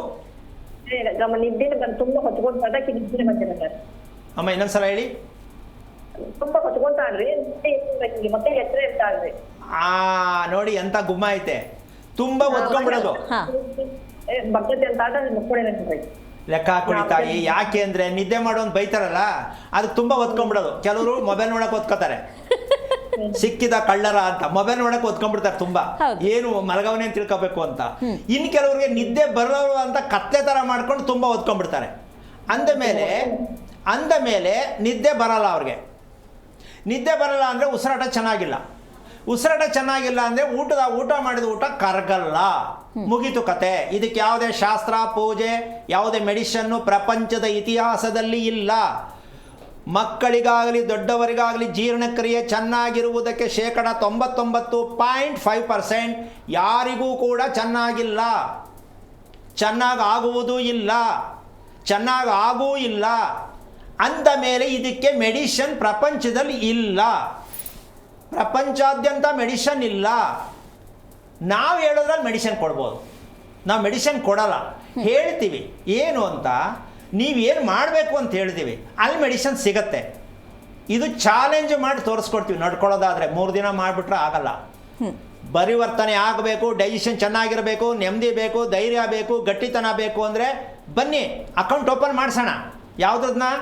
ಗಟ್ಟಿತನದ ಅಕೌಂಟು. ಹೆಣ್ಣಿಗಾಗಲಿ ಗಂಡಿಗಾಗಲಿ, ಗಂಡ ಹೆಂಡ್ತಿಗಾಗಲಿ, ಅಪ್ಪ ಅಮ್ಮನಿಗಾಗಲಿ ಗಟ್ಟಿತನ ಬೇಕಾ ಬೇಡವಾ? ಚರ್ಮ ರೋಗ ಬೇಡ, ಅಲರ್ಜಿ ಬೇಡ, ನಿದ್ದೆ ಬರದೇ ಇರೋ ಸಮಸ್ಯೆ ಬೇಡ, ಇವೆಲ್ಲ ಬೇಡ ತಾನೆ? ಖಂಡಿತ ಬೇಡ. ಹಾಗಿರ್ಬೇಕಾದ್ರೆ ನಿಮ್ಮ ಗಟ್ಟಿತನಕ್ಕೆ ನಮ್ಮಲ್ಲಿ ಅಕೌಂಟ್ ಓಪನ್ ಮಾಡೋದಕ್ಕೆ ನೀವು ರೆಡಿ ಇದ್ದರೆ ನಾವು ಅಕೌಂಟ್ ಓಪನ್ ಮಾಡಿಸೋಣ. ಹೆದರ್ಕೋಬೇಡಿ. ಎಲ್ಲೋ ಹೋದ್ರೂ ಪ್ರಪಂಚದಲ್ಲಿ ಎಲ್ಲೂ ನಿಮಗೆ ಮಾಹಿತಿ ಸಿಕ್ಕಲ್ಲ. ಅಂಥ ಕ್ಲಾಸು ನಮ್ಮ ಹತ್ರ ನಾವು ಓಪನ್ ಮಾಡ್ತೀವಿ. ಓಪನ್ ಮಾಡೋಕ್ಕೆ ಸಿದ್ಧವಾಗಿದ್ದೀವಿ. ಅಮ್ಮ ನೀನು ಹಿಂಗೆ ಮಾಡಬೇಕಾದ ಕೆಲಸ ಇಷ್ಟೇ. ಆ ಮಗುವಿಗೆ ನೀನು ಮೊದಲು ಮಗುವಿನಲ್ಲಿ ಆಗ್ತಿರ್ತಕ್ಕಂಥದ್ದು ಉಸಿರಾಟದ ಸಮಸ್ಯೆಯಿಂದ, ಆ ಸಮಸ್ಯೆ ಏನಕ್ಕೆ ಬಂದಿದೆ ಅಂದರೆ ನಿಮ್ಮ ಯಜಮಾನರ ಮನೇಲಿ ಇದೆ ಅಕೌಂಟು, ಅವರ ಒಡ ಹುಟ್ಟಿದ ಅಕ್ಕ ತಂಗಿಯರಲ್ಲಿದೆ, ಅವರಿಗೆ ಜನ್ಮ ಕೊಟ್ಟ ತಾಯಿ ಎಲ್ಲಿದೆ, ಆ ಅಕೌಂಟು ಬೇಕಾದ್ರೆ ಓಪನ್ ಮಾಡಿಸ್ತೀನಿ, ನೋಡ್ಕೊಳ್ಳಿ, ಮಗುನ ರಿಪೇರಿ ಮಾಡಿ. ಒಳ್ಳೆಯದಾಗಲಿ. ಕರೆ ಮಾಡಿದ್ದಕ್ಕಾಗಿ ಧನ್ಯವಾದಗಳು ಮಾ. ಗುರುಗಳೇ, ಮತ್ತೊಬ್ಬರು ಕಾಲರ್ ಇದ್ದಾರೆ. ಹಲೋ. ಹಲೋ, ನಮಸ್ತೆ ಮೇಡಮ್. ನಮಸ್ತೆ ಮಾ. ಯಾರ ಬಗ್ಗೆ ತಿಳ್ಕೊಬೇಕಿತ್ತು? ನನ್ನ ಬಗ್ಗೆ. ನಿಮ್ದು ನಕ್ಷತ್ರ ತಿಳಿಸಿ. ನಕ್ಷತ್ರ ಕನ್ಯಾ ರಾಶಿ. ಗುರುಗಳಿದ್ದಾರೆ, ಮಾತಾಡಿ ಮಾ. ಹಲೋ. ಹಲೋ ಗುರುಜಿ, ನಮಸ್ತೆ. ನಾರಾಯಣ. ಹೇಳಮ್ಮ, ನಿಮ್ಮ ಬಗ್ಗೆನಾ? ಹಾ, ಹೌದು ಗುರುಜಿ. ಎಷ್ಟು ವಯಸ್ಸು ನಿಂಗೆ ಅಮ್ಮ? 58. ಮದುವೆಯಾಗಿ ಎಷ್ಟು ವರ್ಷ ಆಯಿತು? 40 ವರ್ಷ ಆಯ್ತು. ಹೇಗಿದೆ ಜೀವನ, ದಾಂಪತ್ಯ ಜೀವನ? ಖುಷಿಯಾಗಿದೆಯಾ? ಏನೋ ಬದುಕಬೇಕಲ್ಲ, ಬದುಕ್ತಾ ಇದ್ದೀನಿ ಅಂತನಾ? ಖುಷಿಯಾಗಿದ್ದೇನೆ. ನಂಗೆ ಸ್ವಲ್ಪ ಮೊಣಕಾಲೆಲ್ಲ ನೋವು, ಜೀರ್ಣಕ್ರಿಯೆ ಏನು ಸರಿಯಾಗಿಲ್ಲ. ಏನು ಸರಿಯಾಗಿಲ್ಲ? ಮತ್ತೆ 58 ವರ್ಷ ಬದುಕಿದ್ದೀರ. ಏನೂ ಸರಿಯಾಗಿಲ್ಲ ಅಂದ್ರೆ ಹೋಲ್ಸಲಾಗಿ ತುಂಬ ಖುಷಿಯಾಯಿತು ಕಣಮ್ಮ. ಪ್ರಶ್ನೆ ಕೇಳಿ ಏನೂ ಸರಿಯಾಗಿಲ್ಲ, ಕರೆಕ್ಟಾಗಿ ಹೇಳ್ದೆ ಕಣಮ್ಮ, ನಿಜವಾಗ್ಲೂ ಹೇಳಿದೆ. ಕೆಲವರು ಸ್ವಲ್ಪ ಅಂತಾರೆ ಹೇಳ್ಬೇಕಾದ್ರೆ, ಒಂದು ಸ್ವಲ್ಪ ಶುಗರ್ ಬಂದೈತೆ, ಒಂದು ಸ್ವಲ್ಪ BP ಐತೆ, ಹೇಳೋದ್ರಲ್ಲೂ ಅಡ್ಜಸ್ಟ್ಮೆಂಟು. ಏನು ನಾಚಿಕೆರಿ ನಮ್ಮ ಜನಕ್ಕೆ. ನೋಡಿ ಎಷ್ಟು ಚೆನ್ನಾಗಿ ಹೇಳಿದ್ರು ಇವರು. ಹಿಂಗೆ ಹೇಳ್ಬೇಕು, ಒಪ್ಕೋಬೇಕು. ನಾವಿರುವುದೇ ಹೀಗೆ ಸ್ವಾಮಿ. ಹೇಳ್ಬಿಟ್ರೆ ನಾವು ರಿಪೇರಿ ಮಾಡಿ ಹೇಳ್ಕೊಳ್ಬೋದು. ತುಂಬ ಖುಷಿಯಾಯಿತು ತಾಯಿ ನಿನ್ನ ಮಾತು ಕೇಳಿ. ಎಲ್ಲರಿಗೂ ಕೂಡ ಈ ನೇರವಾಗಿ ಮಾತಾಡೋಕ್ಕೆ ದಯವಿಟ್ಟು ದೇವರು ಬುದ್ಧಿ ಕೊಡಲಿ ಅಂತ ನಿನ್ನ ಮೂಲಕ ಹೇಳೋಕ್ಕೆ ಇಷ್ಟಪಡ್ತೀನಿ. ಈಗ ನಿನಗೆ ನೋವಿನ ಸಮನವಾಗಬೇಕು, ನೋವುಗಳು ಇರಬಾರ್ದು ಅಂತ ತಾಯಿ ಪ್ರಶ್ನೆ. ಹೌದು ಗುರುಜಿ. ಓಕೆ. ಬೆಳಿಗ್ಗೆ ಹೇಳ್ತಕ್ಕಂಥ ಅಭ್ಯಾಸ, ರಾತ್ರಿ ಮಲಗ್ತಕ್ಕಂಥ ಸಮಯ ಎರಡು ಕರೆಕ್ಟಾಗಿದೆ ಅನ್ಸುತ್ತೇನಮ್ಮ ನಿಂಗೆ? ನಿಮ್ಮ ಪ್ರೋಗ್ರಾಮ್ ನೋಡಿದ ಮೇಲೆನೆ ಸರಿಯಾದ ಟೈಮಿಗೆ ಊಟ ಮಾಡ್ತಾ ಇದ್ದೇನೆ. ಓ, ಅದಕ್ಕೆ ಮುಂಚೆ ಎಷ್ಟೊತ್ತಿಗೆ ಅದು ಊಟ ಮಾಡ್ತಿದ್ದೆ, ಎಷ್ಟೊತ್ತಿಗೆ ಮಲಗ್ತಿದ್ದೆ. ಓಕೆ. ನಿಮ್ಮ ಈಗ ಊಟದ ಬದಲಾವಣೆ ಮಾಡ್ಕೊಂಡ್ಮೇಲೆ ಏನಾದ್ರು ಒಂದು ಒಳ್ಳೇದನ್ನು ಕಂಡಿದೆಯಾ ಇವಾಗ? ಹೌದು ಗುರುಜಿ. ಆ ಟೈಮಿಗೆ 8 ಗಂಟೆ ಒಳಗೆ ಊಟ ಮಾಡ್ತೇನೆ. ಮತ್ತೆ ಒಂದು 15-20 ನಿಮಿಷ ಆದ್ರೂ ಬೇಕು ಊಟ ಮಾಡ್ಲಿಕ್ಕೆ. ಬಾ, ಸಾರ್ಥಕವಾಯ್ತು ತಾಯಿ. ನಿಮ್ಮಿಂದ ಎಲ್ರಿಗೂ ಅರ್ಥ ಆಗಲಿ ಸದ್ಯ. 18-20 ನಿಮಿಷ ಆದರೆ ಪುಣ್ಯವಂತರು ನೀವು. ಆಮೇಲೆ ಪಾಪ 5 ನಿಮಿಷಕ್ಕೆ ಬಾಯಿಗೆ ಹಸ್ಕೊಂಡು ಹೋಗೋ ಜನ ಸುಕ್ಕಾಬಟ್ಟೆ. ಬಾಯಿಗೆ ಹಾಕಿ ಇನ್ನೂ ಹೋಗೋದೇ ಇಲ್ಲ, ಹಿಂದೆನೇ ಕೊಡ್ತಾರೆ ಫ್ಯಾಕ್ಟ್ರಿ ಕಬ್ಬು ಕೊಟ್ಟಂಗೆ. ಏನು ಮಾಡೋಣ? ನೀರು ಕುಡಿಯೋದು ಸ್ವಲ್ಪ ಬಿಟ್ಟಿದೆ ಈಗ. Okay, very good. ಒಳ್ಳೇದಾಗಲಿ ತಾಯಿ. ನಿನ್ನಿಂದ 4 ಜನಕ್ಕೆ ಅಡ್ವೈಸ್ ಆಗಲಿ. ಹಂಗಂತ ನೀನು ಯಾರು ಹೇಳಕ್ಕೆ ಹೋಗ್ಬೇಡ. ಆದರೆ ಒಂದು ತಿಳ್ಕೊ, ಇಷ್ಟು ತಿಳ್ಕೊಂಡಿದ್ದೀರ ತಾಯಿ, ತುಂಬ ಖುಷಿ. ಈಗ ಈ ವಿಷಯಕ್ಕೆ ಬರ್ತೀನಿ. ದೀಪ ಹಚ್ಚುವುದು, ದೇವರ ಹತ್ರ ದೀಪ ಹಚ್ಚುವುದು, ದೀಪವನ್ನು ನೋಡುವುದು, ಯಾವ್ದು ಜಾಸ್ತಿ ನಿಂಗೆ ಇಷ್ಟ? ನಿಂಗೆ ದೀಪ ನೋಡೋದು ಇಷ್ಟನಾ, ದೀಪ ಹಚ್ಚೋದು ಇಷ್ಟನಾ? ದೀಪ ನೋಡ್ತೇನೆ ಸರ್ ಗುರುಜಿ. ಕಾರ್ಯಕ್ರಮ ಬಂದಾಗಿಂದ ಎಲ್ಲ ಬರೀ ನಮ್ಮ ಕಾರ್ಯಕ್ರಮನೇ ಸೇರ್ಸ್ಕೊತಾ ಇದೆಯಲ್ಲ ನಮ್ಮ ಊಟ ಮಾಡೋದು, ಜೀರ್ಣ. ಹೌದು ಸರ್, ಮೊದಲೆಲ್ಲ ಗೊತ್ತಿಲ್ಲ ಆಗಿತ್ತು. ನಾವು ಅಂದ್ರೆ ನಮ್ಗೆ ಮಂಕಾಗಿದ್ದು ಈ ಕಾರ್ಯಕ್ರಮ ನೋಡಿದ ಮೇಲೆ ಸ್ವಲ್ಪ ಸುಧಾರಣೆ ಮಾಡ್ಕೊಳ್ತಾ ಇದ್ದೇನೆ. ಸಂತೋಷ ತಾಯಿ, ತುಂಬಾ ಖುಷಿ ಆಯ್ತು ನನಗೆ. ಯಾಕೆಂದ್ರೆ ಬದಲಾವಣೆ ಆಗಬೇಕು, ನೆಮ್ಮದಿಯಾಗಿರ್ಬೇಕು, ಖುಷಿಯಾಗಿರ್ಬೇಕು. ಯೋಚನೆ ಮಾಡ್ಕೊಂಡು ಮಲಗಬಾರ್ದು. ಪಾಪ ಇಡೀ ನಮ್ಮಲ್ಲಿ ಯಾವ ಊರಲ್ಲಿ ಗ್ರಾಮಗಳಲ್ಲಿ ಎಲ್ಲೇ ಸಿಟಿಲಾಗಲಿ ಯಾವ ಕಾರಣಕ್ಕೂ ನೆಮ್ಮದಿಯಾಗಿ ಮಲಗುವಂಥವ್ರು ಇಲ್ಲವೇ ಇಲ್ಲ. ಆ ಮಟ್ಟಕ್ಕೆ ಹೋಗಿದ್ದೀವಿ. ಅದಕ್ಕೋಸ್ಕರವಾಗಿ ಎಷ್ಟೋ ಒಂದು ಸ್ವಲ್ಪ ಎಚ್ಚರಿಕೆ ಮಾಡೋಣ ಅಂತ ನಮ್ಮ ಆರೋಗ್ಯ ರಹಸ್ಯ ಕಾರ್ಯಕ್ರಮವನ್ನು ಈ 1 ಗಂಟೆ ಸಮಯದಲ್ಲಿ ಎಷ್ಟು ಜನ ಎಚ್ಚರಿಕೆ ಆಗಬಹುದು ಅನ್ನೋ ಮಟ್ಟಕ್ಕೆ ಪ್ರಯತ್ನ ಮಾಡ್ತಾ ಇದ್ದೀವಿ. ಮಾಡ್ಕೊಳ್ಳಿ, ಬಿಟ್ಟರೆ ಬಿಡಲಿ, ಅವರ ವೈಯಕ್ತಿಕವಾದ ವಿಷಯ. ಅಂತೂ ಸತ್ಯ, ಮನುಷ್ಯ ನೆಮ್ಮದಿಯಾಗಿ ಬದುಕಬೇಕಾ, ಕಾರ್ಯಕ್ರಮವನ್ನು ಚೆನ್ನಾಗಿ ಅರ್ಥ ಮಾಡ್ಕೊಳ್ಳಿ. 1 ಸಲಕ್ಕೆ 2 ಸಲ ಕೇಳಿಸ್ಕೊಳ್ಳಿ, 2 ಸಲಕ್ಕೆ 3 ಸಲ ಕೇಳಿಸ್ಕೊಳ್ಳಿ, ನೋಡಿ ಅರ್ಥ ಮಾಡ್ಕೊಳ್ಳಿ, ಸತ್ಯ ಗೊತ್ತಾಗತ್ತೆ. ಅಮ್ಮ ನೀನು ಮಾಡಬೇಕಾದ ಕೆಲಸ ಇಷ್ಟೇ. ದೀಪಕ್ಕೆ ಎಣ್ಣೆ ಯಾವ್ದು ಹಾಕ್ತೀಯಮ್ಮ? ನಾವು ಶೇಂಗಾ ಎಣ್ಣೆ ಹಾಕ್ತೇವೆ. ಓಕೆ. ದೀಪ ಹಚ್ಚೋದು ಯಾರು ಮನೆಯಲ್ಲಿ? ನಾನೇ ಸ್ನಾನ ಮಾಡೋದು, ನಾನೇ ದೀಪ ಹಚ್ಚೋದು. ಎಷ್ಟೊತ್ತಿಗೆ ದೀಪ ಹಚ್ಚೋದು? ನಾನು 6:30ಗೆ. 6:30ಗೆ. ಮತ್ತೆ ಎಷ್ಟು ಸಲ ಹಚ್ತೀಯ ದೀಪ? ಸಾಯಂಕಾಲ ಹಚ್ಚೋದ ಮಧ್ಯಾಹ್ನನ? ಇಲ್ಲ, ಒಂದ್ಸತಿ ಹಚ್ಚಿದ ಮೇಲೆ ಅದು ಆರು ಹೋಗುದಿಲ್ಲ, ಎಣ್ಣೆ ಅಷ್ಟೇ ಹಾಕ್ತಾ ಇರ್ತೇನೆ. ಯಾವಾಗಲೂ ಉರಿತಾನೆ ಇರುತ್ತಾ? ಈಗ ಸುಮಾರು 2-3 ದಿವಸ ಟ್ರೈ ಮಾಡಿದ್ದೆ, ಉರಿತಾನೆ ಇದೆ. 2-3 ದಿವಸದಿಂದ ಮಾತ್ರ? ಅಲ್ಲ, ಮೊದ್ಲೇ ಅದು ಹಾಗೆ ಆಗ್ತೀವಿ, ಮಧ್ಯದಲ್ಲಿ ಬತ್ತಿ ಮಿಸ್ಟೇಕ್ ಆಗ್ತಿತ್ತು. ಇವಾಗ ಸರಿ ಆಗ್ತಾ ಇದೆ ಈಗ. ಅದು ಉರಿತಾ ಇರ್ತಕ್ಕಂಥ ಕೆಂಪು ಉರಿಯತ್ತಾ ಹಳದಿ ಉರಿಯತ್ತಾ? ಆ ಉರಿ ಗೋಲ್ಡನ್ ಕಲರ್. ಓಕೆ. ಅದು ನೋಡ್ತಾ ಖುಷಿ ಆಗುತ್ತಾ? ಹೌದು ಸರ್. ಅಂದ್ರೆ ಅಲ್ಲಿಂದ ಬೆಳಕು ಪ್ರಕಾಶ, ಸೂರ್ಯನ ಪ್ರಕಾಶ ಹೆಂಗ್ ಬರ್ತದಲ್ಲ, ಆರತಿ ಬರ್ತದೆ. ಓಕೆ. 4-5 ದಿಕ್ಕೆ. ದೀಪ ಎಷ್ಟು ಎತ್ತರ ಎಷ್ಟು ಅಗಲ ಅಂತ ಗೊತ್ತಾ? ಸುಮ್ಮನೆ ಯಾವ್ದೋ ದೀಪ ತಂದು ಹಚ್ಚಿರಲ್ಲ? ಕೈ ಅಷ್ಟ ಇದೆ, ಅಷ್ಟು ಅಗಲದಲ್ಲಿ ದೀಪ ಇದೆ. ಎತ್ತರ ಅಂದ್ರೆ 1 ಇಂಚು ಇರ್ಬೋದು. ಅಬ್ಬಾ, ಇದು ನೋಡ್ರಿ ನಿಮ್ಮ ಜೀವನ. ನೆನ್ನೆ ಹೇಳಿದೆ ನಾನು, ಮನೆಯಲ್ಲಿ ದೀಪ ಹೇಗಿರುತ್ತೋ, ಎಷ್ಟು ಸೌಂದರ್ಯವಾಗಿರುತ್ತೋ, ಎಷ್ಟು ನೀವು ನೋಡ್ತಾರೆ ಖುಷಿ ಆಗುತ್ತೋ, ಅದು ರೀ ನಿಮ್ಮ ಕುಟುಂಬದ ಜೀವನ, ನಿಮ್ಮ ಕೆಲಸ, ನಿಮ್ಮ ಪ್ರೀತಿ, ನಿಮ್ಮ ಅನ್ಯೋನ್ಯತೆ, ನಿಮ್ಮ ಆರೋಗ್ಯ, ನಿಮ್ಮ ಅಭಿವೃದ್ಧಿ, ಪ್ರತಿಯೊಂದು ನಿಮ್ಮ ದೀಪವನ್ನು ಎಷ್ಟು ಶ್ರೀಮಂತಿಕೆಯಲ್ಲಿ ದೇವರ ಹತ್ರ ಹಚ್ಚಬೇಕಾ ಬೇಡವಾ? ಹಚ್ಚಬೇಕು ಗುರುಗಳೇ. ಈ ಸತ್ಯವನ್ನು ತಿಳ್ಕೊಂಡ್ರೆ ಸಾಕು. ದೀಪವನ್ನು ಹಚ್ಚುವ ವಿಧಾನ, ದೀಪದ ಪ್ರಮಾಣ, ದೀಪವ ಹಚ್ಚುವಂಥ ಉರಿತಕ್ಕಂಥ ವಿಧಾನ, ದೀಪದ ಪ್ರಮಾಣ, ಇಷ್ಟು ಸತ್ಯವನ್ನು ತಿಳ್ಕೊಂಡ್ರೆ ನಿಮ್ಮ ಮನೆಯಲ್ಲಿ ಶ್ರೀಮಂತಿಕೆ ಸ್ಟಾರ್ಟ್. ನೀವೇನು ಕೆಲಸಕ್ಕೆ ಹೋಗ್ತಿರೋ, ಏನು ಸಂಪಾದನೆ ಮಾಡ್ತಿರೋ, ಬಿಸ್ನೆಸ್ ಮಾಡ್ತಿರೋ, ಏನು ಮಾಡ್ತಿರೋ ಗೊತ್ತಿಲ್ಲ, ನಿಮ್ಮ ದೀಪದಲ್ಲಿ ಇದೆ ನಿಮ್ಮ ಕುಟುಂಬದ ಪೂರ್ಣವಾಗಿರುವ ಸತ್ಯ. ಅಷ್ಟು ಸೌಂದರ್ಯವಾಗಿರೋ ದೀಪ ಯಾವುದು ಅಂತ ತಿಳ್ಕೊಂಡ್ಬಿಟ್ರೆ ಸಾಕು. ಅದನ್ನು ಇವತ್ತು ಹೇಳೋಕ್ಕಾಗಲ್ಲ, ಸ್ವಲ್ಪ ಕಾಯಬೇಕು ನೀವು. ಎಷ್ಟೋ ಜನಕ್ಕೆ ಕುತೂಹಲ ಇದೆ, ದೀಪದ ಬಗ್ಗೆ ಸ್ವಲ್ಪ ಮಾಹಿತಿ ಕೊಟ್ಬಿಟ್ರೆ ತಿಳ್ಕೊಂಡ್ಬಿಡ್ತೀನಿ ಅಂತ. ತಿಳ್ಕೊಳ್ಳಿ, ನಿಧಾನಕ್ಕೆ ಅರ್ಥ ಮಾಡ್ಕೊಳ್ಳಿ. ಅದು ಯಾವ ಎಣ್ಣೆನೂ ಸರಿಯಾಗಿ ಗೊತ್ತಾಗ್ಲಿಲ್ಲ. ಒಂದು ನಿಮಿಷ. ಏನಮ್ಮ ಇಷ್ಟು ವರ್ಷಗಳಾಗಿ ಇನ್ನೂ ಎಣ್ಣೆ ಯಾವ್ದು ಹಾಕ್ಬೇಕು ಅಂತ ಗೊತ್ತಿಲ್ಲ ತಾಯಿ. ಒಂದು ತಿಳ್ಕೊ. ಆಯ್ತು, ಒಂದ್ ನಿಮಿಷ. ಇನ್ನು ಮುಂದೆ ಹೇಳ್ತಾ ಹೋಗ್ತೀನಿ. ಈಗ ಏನಿದೆ ಅದನ್ನೇ ಮಾಡು. ಎಷ್ಟು ಇಂಚ್ ದೀಪ ಇರಬೇಕು, ಎಷ್ಟು ಇಂಚ್ ಅಗಲ ಇರಬೇಕು, ಅದು ಯಾವ ಕ್ರಮದಲ್ಲಿ ಇರಬೇಕು, ಕಾರ್ಯಕ್ರಮದಲ್ಲಿ ಹೇಳ್ತಾ ಹೋಗ್ತೀನಿ. ನೋಡ್ತಾ ಇರಮ್ಮ, ಅರ್ಥ ಆಗತ್ತೆ. ಮೊದಲು ನೀನು ಮಾಡಬೇಕಾದ ಕೆಲಸ ಎಷ್ಟೇ, ಬಾಳೆ ಎಲೆಯಲ್ಲಿ ಊಟ ಮಾಡು. ಕೆಳಗಡೆ ಕೂತ್ಕೊಂಡು ನಮಸ್ಕಾರ ಮಾಡಿ ಊಟ ಮಾಡು. ಊಟ ಆದಮೇಲೆ ಒಂದು ಹೊಟ್ಟೆಯನ್ನು ಮುಟ್ಟಿ ಶ್ರೀಕೃಷ್ಣ ಅಂತ ಹೇಳ್ಕೊ. ಜೀರ್ಣಕ್ರಿಯೆ ಚೆನ್ನಾಗಿರುತ್ತೆ. ಒಳ್ಳೆಯದಾಗಲಿ. ಕರೆ ಮಾಡಿದ್ದಕ್ಕಾಗಿ ಧನ್ಯವಾದಗಳು ಮಾ ಗುರುಗಳೇ. ಮತ್ತೊಬ್ಬರು ಕಾಲರ್ ಇದ್ದಾರೆ. ಹಲೋ. ಕರೆ ಕಟ್ಟಾಗಿದೆ ಗುರುಗಳೇ. ಇನ್ನು ಹಣೆಗೆ ಇಡುವ ಬಿಂದಿಗೂ ಜೀರ್ಣಕ್ರಿಯೆಗೂ ಎಲ್ಲಿಂದ ಸಂಬಂಧ ಗುರುಗಳೇ? ಎಷ್ಟೊಂದು ವಿಚಿತ್ರವಾಗಿದೆಯಲ್ಲ ಪ್ರಶ್ನೆ. ಖಂಡಿತ ಹೌದು ಗುರುಗಳೇ. ಆದರೆ ತುಂಬ ಅತಿ ಮುಖ್ಯವಾಗಿರ್ತಕ್ಕಂಥ ವಿಷಯ.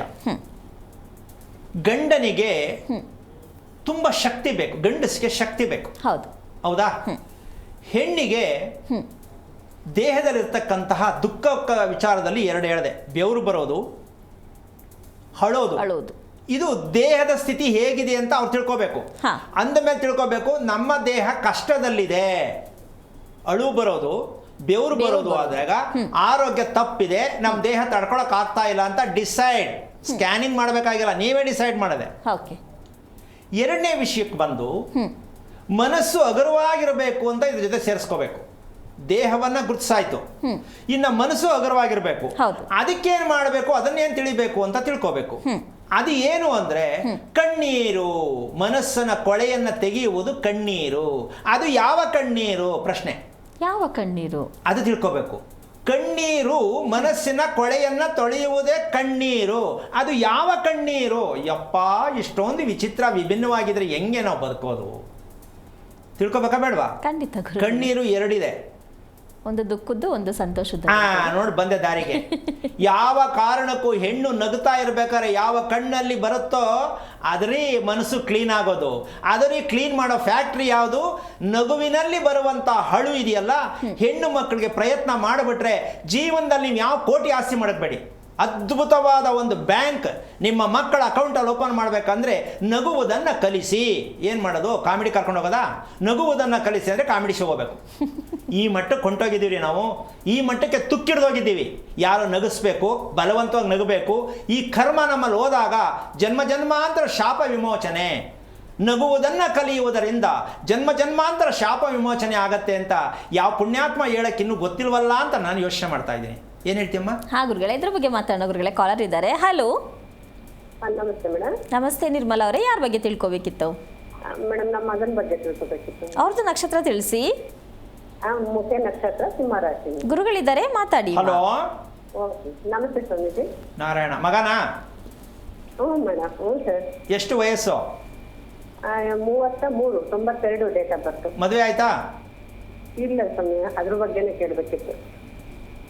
ನಿಮಗೆ ಆರೋಗ್ಯ ಅಂತಕ್ಕಂಥದ್ದು ಖುಷಿಯಾಗಿದ್ದೀನಿ ಅಂತ ಅನಿಸಿದ್ಯಾ ನಿಮಗೆ? ನಾನು ಆರೋಗ್ಯವಾಗಿ ನೆಮ್ಮದಿಯಾಗಿದ್ದೀನಿ ಅನಿಸಿದ್ಯಾ?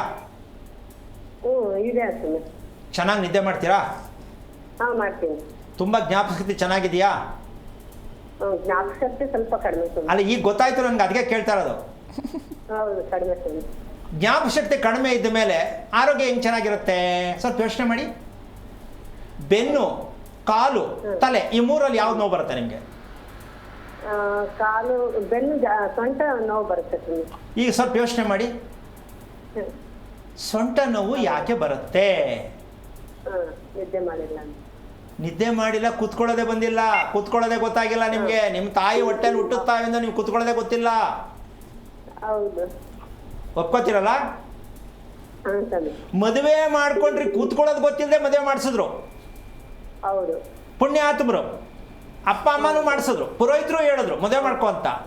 ಹೆಂಗ್ ಕುತ್ಕೋಬೇಕು ಅಂತ ಹೇಳ್ಕೊಟ್ಟಿಲ್ಲ. ಇದು ಎಲ್ಲಿ ಹುಡ್ಕೋಣ ಈಗ? ಅಮ್ಮ, ಇದು ಕೂತ್ಕೊಳ್ಳೋದು ತಿಳ್ಕೊಬೇಕು ಅಂತ ಬೇಡ ಅಂತೀಯಮ್ಮ.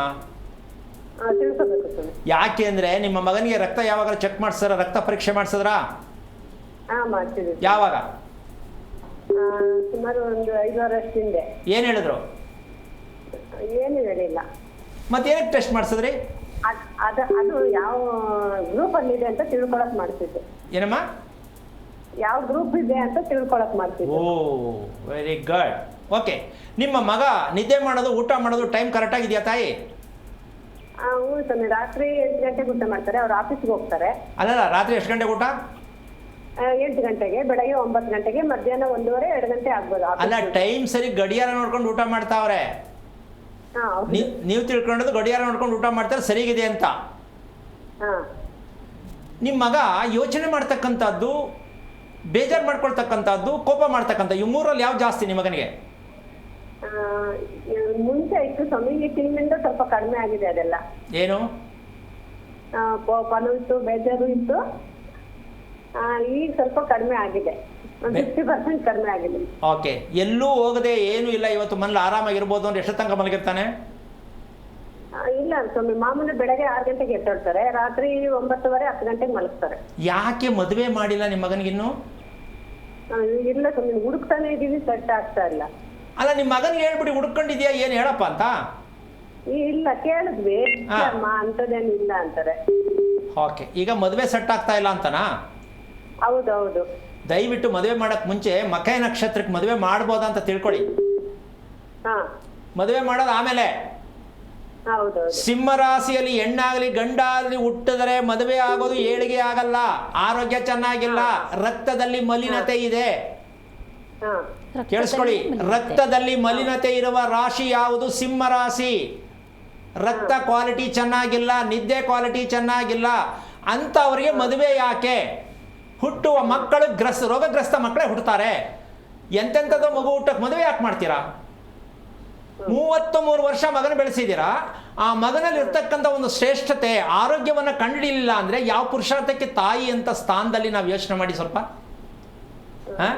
ಮದುವೆ ಮಾಡೋದು ಮುಖ್ಯ ಅಲ್ಲ ತಾಯಿ, ಮಕ್ಕಳಿಗೆ ಓದಿಸೋದು ಮುಖ್ಯ ಅಲ್ಲ. ಇದು ತಿಳ್ಕೊಬೇಕು ಅಂತೀರಾ ಬೇಡ ಅಂತೀರಾ? ತಿಳ್ಕೊಬೇಕು ಸ್ವಾಮಿ. ಯಾಕೆ ತಿಳ್ಕೊಳ್ಳಿಲ್ಲ? ಟೈಮ್ ಇಲ್ವಾ? ಬೇಜಾರ ಏನು? ಬೇಜಾರೇನಿಲ್ಲ, ಟೈಮ್ ಸಿಗ್ಲಿಲ್ಲ ಸ್ವಾಮಿ. ನೋಡಿ, 33 ವರ್ಷದ ಮಗನ ಬೆಳೆಸ್ಬಿಟ್ಟಿದ್ದೆ, ಟೈಮ್ ಸಿಕ್ಕಿಲ್ಲ ಅಂದ್ರೆ ಇನ್ನು ಮಕ್ಕಳಿಗೋಸ್ಕರ ಒಳ್ಳೇದು ಅಂತ ಯಾಕೆ ಕೇಳ್ತೀರಮ್ಮ? ಸ್ವಲ್ಪ ಯೋಚನೆ ಮಾಡಿ. ನಿಮ್ಗೆ ಮಕ್ಕಳು ಮಾಡ್ಕೊಳ್ಳೋಕ್ಕೂ ಮಕ್ಕಳು ಬೆಳೆಸೋಕ್ಕೂ ಟೈಮ್ ಇಲ್ಲ ಅಂದ್ರೆ ಯಾತಕ್ಕೆ ಬೇಕಿದೆ ಸಂಸಾರ ಅಂದ್ರೆ ನಾನು ನಿಮ್ಗೆ ಆರ್ಡರ್ ಮಾಡ್ತಾ ಇದ್ದೀನಿ. ದಯವಿಟ್ಟು ಒಂದು ತಿಳ್ಕೊಳ್ಳಿ, ನೆಮ್ಮದಿಯಾಗಿ ಮಕ್ಕಳು ಇರ್ಬೇಕಾ, ಸುಮ್ಮನೆ ಮದುವೆ ಮಾಡ್ಬೇಕಾ? ಇಲ್ಲ ಸ್ವಾಮಿ, ನೆಮ್ಮದಿಯಲ್ಲಿರ್ಬೇಕು. ಆಗಿರ್ಬೇಕಾದ್ರೆ ತಿಳ್ಕೊಳ್ಳೋ ಪ್ರಯತ್ನ ಮಾಡಿ, ಹೇಳ್ಕೊಡೋಣ, ತಿಳ್ಕೊಳ್ಳಿ, ಒಳ್ಳೇದಾಗ್ಲಿ. ನಿಮ್ಮ ಮದುವೆ ಲೇಟ್ ಆಯ್ತು ಅನ್ಕೋಬೇಡಿ, ಒಳ್ಳೆಯ ಮದುವೆಯನ್ನ, ಆರೋಗ್ಯ ಮದುವೆಯನ್ನ ಮಾಡ್ಸಕ್ ಪ್ರಯತ್ನ ಮಾಡಿ, ಒಳ್ಳೇದಾಗ್ಲಿ. ಕರೆ ಮಾಡಿದ್ದಕ್ಕಾಗಿ ಧನ್ಯವಾದಗಳು ಮಾ. ಗುರುಗಳೇ, ಇನ್ನು ಕಾರ್ಯಕ್ರಮದ ಕೊನೆಯ ಹಂತದಲ್ಲಿದ್ದೀವಿ. ಅವರಿಗೆ ಮಲಿನವಾದ ರಕ್ತ ಅಂತ ಹೇಳಿದ್ರಿ ಗುರುಗಳೇ, ಅದಕ್ಕೂ ಜೀರ್ಣಕ್ರಿಯೆಗೂ ಏನಾದ್ರು ಸಂಬಂಧ ಇದೆಯಾ ಗುರುಗಳೇ? ಅಮ್ಮ, ಸುಮಾರು ಜನ ತಂದೆ ತಾಯಿಗಳಿಗೆ ಮಕ್ಕಳು ಮಲಗಿದ್ದಾರೆ ಅಂತ ತಿಳ್ಕೊಂಡಿದ್ದಾರೆ ಹೊರತು ಮಕ್ಕಳು ಮಲಗಿರೋದು ಸತ್ಯ ಇದೆಯಾ ಅಂತ ಯಾವ ತಂದೆ ತಾಯಿನೂ ಗುರುತಿಸ್ತಾ ಇಲ್ಲ. ತಿಳ್ಕೊ, ಲೈಟ್ ಆಫ್ ಆಯ್ತು ಮಲಗಿದ್ದಾನೆ, ಕಣ್ಮುಚ್ಚಿದ್ದಾರೆ ಮಲಗಿದ್ದಾನೆ, ಟಿವಿ ಆಫ್ ಆಯ್ತು ಮಲಗಿದ್ದಾನೆ, ಹಿಂಗ್ ತಿಳ್ಕೊಂಡ್ರೆ ತಪ್ಪಾಗಿ ಮಕ್ಕಳನ್ನೇ ಗುರ್ಸಕ್ಕಾಗಿಲ್ಲ ಅಂದ್ರೆ ತಂದೆ ತಾಯಿ ಜವಾಬ್ದಾರಿ ಏನು? ಆಮೇಲೆ ನಿದ್ದೆ ಬರಬೇಕು, ಯಾಕೆ ಬರ್ತಾ ಇಲ್ಲ? ಮಕ್ಕಳಿಗೂ ಪ್ರಶ್ನೆ, ಹೌದು, ಅಪ್ಪ ಅಮ್ಮನಿಗೂ ಪ್ರಶ್ನೆ, ನನಗೂ ನಿದ್ದೆ ಬರ್ತಾ ಇಲ್ಲ, ಯಾಕೆ ಬರ್ತಾ ಇಲ್ಲ?